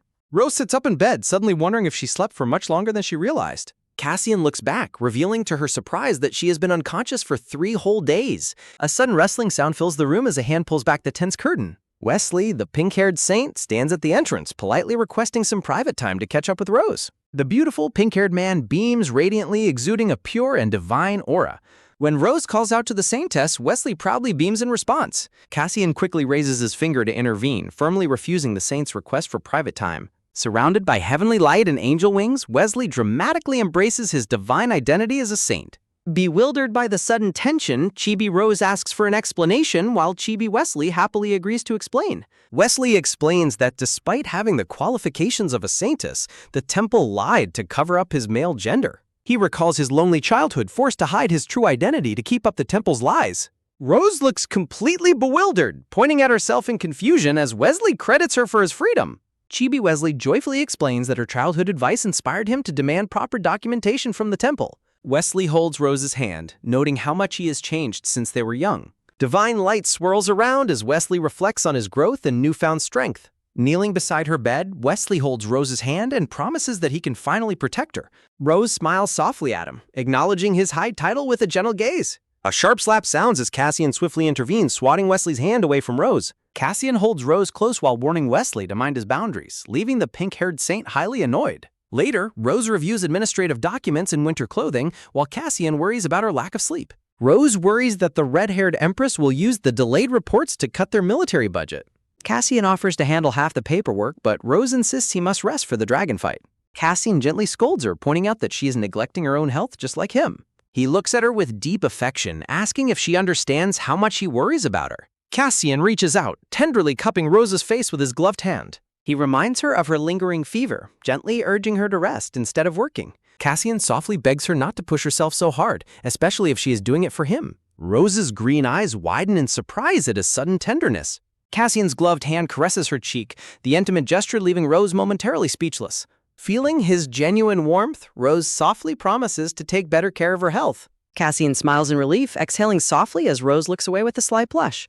A soldier enters the tent to announce the arrival of the King of the Snow Kingdom. The bearded King of the Snow Kingdom smiles warmly, praising the Empire and Temple for their hard work. The king meets with Cassian, Rose, and Wesley, reviewing the progress of the mountain barrier. The bearded King of the Snow Kingdom smiles slyly, secretly harboring his own hidden agenda. Rose watches with narrowed eyes, thinking that they have been hiding in the shadows only to steal the spotlight. A thought bubble notes that everything has already been prepared to counter their plans. With his hand on his chest, Cassian politely questions putting a reigning monarch on the dangerous front lines. Cassian calmly declares that the Imperial Advance Party has already formulated the perfect strategy for the dragon subjugation. A sudden loud thud echoes as a massive stack of administrative strategy documents slams onto the desk. The King of the Snow Kingdom sweats in utter bewilderment as details of the thorough battle plans float before him. Chibi Cassian smiles cheerily, politely inviting the king to share any superior strategies he might have prepared. The completely defeated king collapses in despair, while the dark-haired ruler laughs heartily, relieved they can just relax. The dark-haired ruler pats the frustrated king on the shoulder, highly amused that their plans were so easily thwarted. A radiant crystalline adamant ore glows with intense divine light against a brilliant blue sky. In a flashback, Rose meets with the dark-haired ruler to share the secret location of the rare adamant ore. The dark-haired ruler sits on his throne, overjoyed to receive valuable information only known within the Snow Kingdom. Over tea, Rose listens as her companion explains her lack of attachment to her homeland after being sold off. Rose looks up in shock as the woman reveals she provided the information so the Emperor would protect her. A visualization shows the red-haired Empress looming menacingly over the terrified second concubine in the dark. A close-up of a purple eye hints at silent, calculating thoughts during the intense tactical discussion. Rose smiles beautifully, radiating confidence as she stands dressed in her winter uniform. A gentle smile plays on Cassian's lips as he prepares to make a bold declaration. Cassian proudly boasts that victory is assured with the Winter Palace's goddess of victory right by his side. The final battle begins atop the snowy peaks as a massive red dragon unleashes a terrifying roar. Wesley steps forward with absolute confidence, extending his hand to deploy a massive protective barrier over the knights. Rose barks out sharp strategic commands, directing the platoons to support His Highness and hold the line. Brandishing his sword, Cassian charges fearlessly into the snowy battlefield at the vanguard of the assault. Rose stands firm in the wind, demanding that every soldier move exactly according to the established plan. Cassian forcefully clashes his sword against the beast's scales, fighting with incredible grace and power. Leaping high into the sky, Cassian prepares to deliver a decisive downward strike on the red dragon. A blinding burst of light erupts as Cassian's sword successfully strikes the monster's head. Rose and the Imperial Knights cheer ecstatically, celebrating what appears to be a flawless and perfect strike. Cassian lands gracefully but turns back in sudden surprise as a strange golden swirl envelops the dragon. A giant startled exclamation bubble marks a sudden unexpected shift on the battlefield. Rose gasps as a vortex of sparkling golden energy suddenly wraps tightly around her. Cassian and Wesley cry out in sheer panic, reaching in vain as the magic sweeps Rose away. An empty patch of snow is left behind, leaving only confusion and a frantic question in the cold air. Floating high above the ground, Rose looks down in absolute shock at the shrinking battlefield. As Rose vanishes into the sky, the onlookers below are left completely stunned by the bizarre phenomenon. Pitch blackness consumes the scene as a sudden sharp flash of orange light breaks through the void. Two glowing golden reptile eyes open wide in the darkness, staring with intense focus. A deep, booming voice echoes across the starry cosmic space, welcoming the arriving keyholder. A sharp gasp escapes Rose's lips as she suddenly awakens in an unfamiliar dark space. Rose finds herself floating helplessly amidst a beautiful yet dizzying purple void filled with glowing stars. Looking around, Rose wonders in confusion why she was called a keyholder by a mysterious, transcendent voice. GB Rose clutches her head in utter frustration, absolutely hating the typical protagonist cliches happening to her. A sudden, mysterious voice calls her bold and amusing, prompting Rose to spin around in shock. A small, adorable red lizard appears in a flash of light, prompting Rose to ask if it is a dragon. Chibi Rose sweat drops as she stares down at the tiny, harmless-looking red lizard blinking up at her. Rose firmly demands to know why she was brought here, pleading to be sent back to her ordinary life. The red lizard tilts its head, calmly explaining that her wishes do not change her true destiny. The lizard's eye glows with golden light, declaring that her mere presence has already freed him from his seal. Confused but relieved, Rose is enveloped in a bright light as she is sent back to the real world. A mysterious, transcendent voice warmly thanks Rose, declaring that its long-bound soul has finally been liberated. Rose gasps as she is suddenly ejected from the vortex, hearing Cassian's desperate cry echo through the snow. Swirling with glittering golden particles, Rose falls gracefully from the sky toward the cold mountain peak.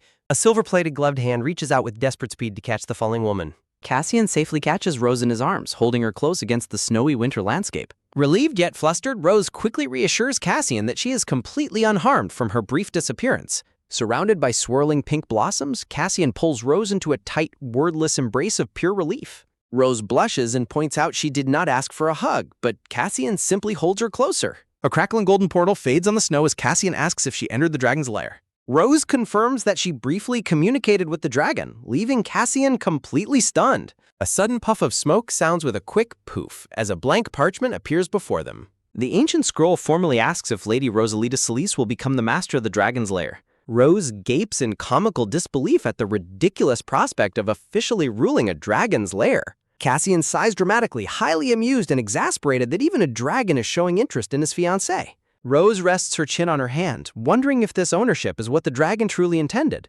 Rose internally laments that accepting this mastership will undoubtedly bring her a massive headache in the future. Sharing a knowing look with Cassian, Rose prepares to turn this absurd situation into a massive political advantage. In a playful cartoon style, Rose mischievously asks if Cassian will protect her from any impending troubles. A close-up of Rose's satisfied smirk hints at a highly calculating scheme brewing in her mind. Rose sweeps her arm forward with a confident smile, holding up the official Dragon Lair contract. Pointing to the signature, she triumphantly declares that they will now be the ones bossing the Emperor around. Back at the palace, Rose and Cassian present the shocking document to the seated black-haired Emperor. The black-haired Emperor reviews the papers, deeply impressed by Rose's newly acquired status as Lair Master. The Emperor raises concerns about political pushback, but Cassian calmly assures him everything is under control. A humorous illustration shows Saint Wesley happily endorsing Rose while the defeated Snow King fumes in vain. Tapping his gloved hand on the table, the Emperor remarks that this clever maneuvering is just like them. The Emperor frowns, asking if they are threatening to let the valuable lair rot unless he complies. An intense, silent gaze-down passes between the calculating Emperor and a calmly smiling Cassian. Letting out a defeated sigh, the Emperor concedes and dismisses the clever couple with a wave. The Emperor's dramatic complaints echo as he silently laments being the one bullied by his subordinates. Leaving the audience chamber, Rose giggles behind her gloved hand, thoroughly amused by their easy victory. From behind, the two walk side by side in perfect sync, their close steps showing their deep trust. A text bubble signals their upcoming journey, expressing their shared eagerness to return to the Were Palace. A few days later, a cheerful crowd of Imperial citizens gathers in the capital to welcome them. The ecstatic citizens raise their hands in celebration, loudly cheering for the Empire's grand victory. Smiling warmly, the blonde-haired prince waves to the adoring crowd from his imperial carriage. Rose sweat drops as citizens humorously beg the terrifying demon of the Winter Palace to stop her tax audits. Cassian playfully teases Rose about her fearsome reputation, leaving her comically annoyed and embarrassed. A funny bubble points out that she was always the scary one from the very beginning. Rose redirects the topic, curiously asking about the grand victory celebration ball scheduled for tonight. Cassian happily explains that the ball will celebrate both their victory and an official imperial appointment. An elegant portrait of the light brown-haired consort appears as they discuss her well-deserved elevation in status. Rose and Cassian share a warm, knowing glance, content with the successful outcome of their hard work. Cassian calls out to Rose, drawing her attention with a gentle and affectionate look. Brilliant fireworks erupt with loud pop sounds high above the grand illuminated palace. Inside the ballroom, elegant nobles whisper and laugh behind their ornate fans as the music plays. The atmosphere is lively as guests raise their wine glasses, enjoying the splendid victory celebration. The scene shifts to a quiet grand palace hallway lined with beautiful gold-trimmed arches and portrait paintings. A speech bubble floats in the quiet air, inquiring how the celebration ball went. Beneath a glittering crystal chandelier, a final thought bubble expresses a very relatable wish to just go home. Rose sits elegantly on a blue sofa, recounting how the greedy nobles hovered around her due to her new title. Cassian smiles tenderly, his violet eyes filled with warmth as he listens to her complain. Kneeling before her, Cassian gently reaches out to help her remove her tight evening shoes. Though Rose flusteredly insists she can undress herself, Cassian calmly dismisses her protest while slipping off her shoe. Blushing, Rose complains that his constant doting attention is slowly taming her independent nature. Cassian's violet eye narrows slightly as he gazes at her with deep affection. A knowing, playful smile begins to form on his lips in response to her accusation. Pulling Rose close, Cassian softly suggests with a teasing grin that she is actually the one taming him.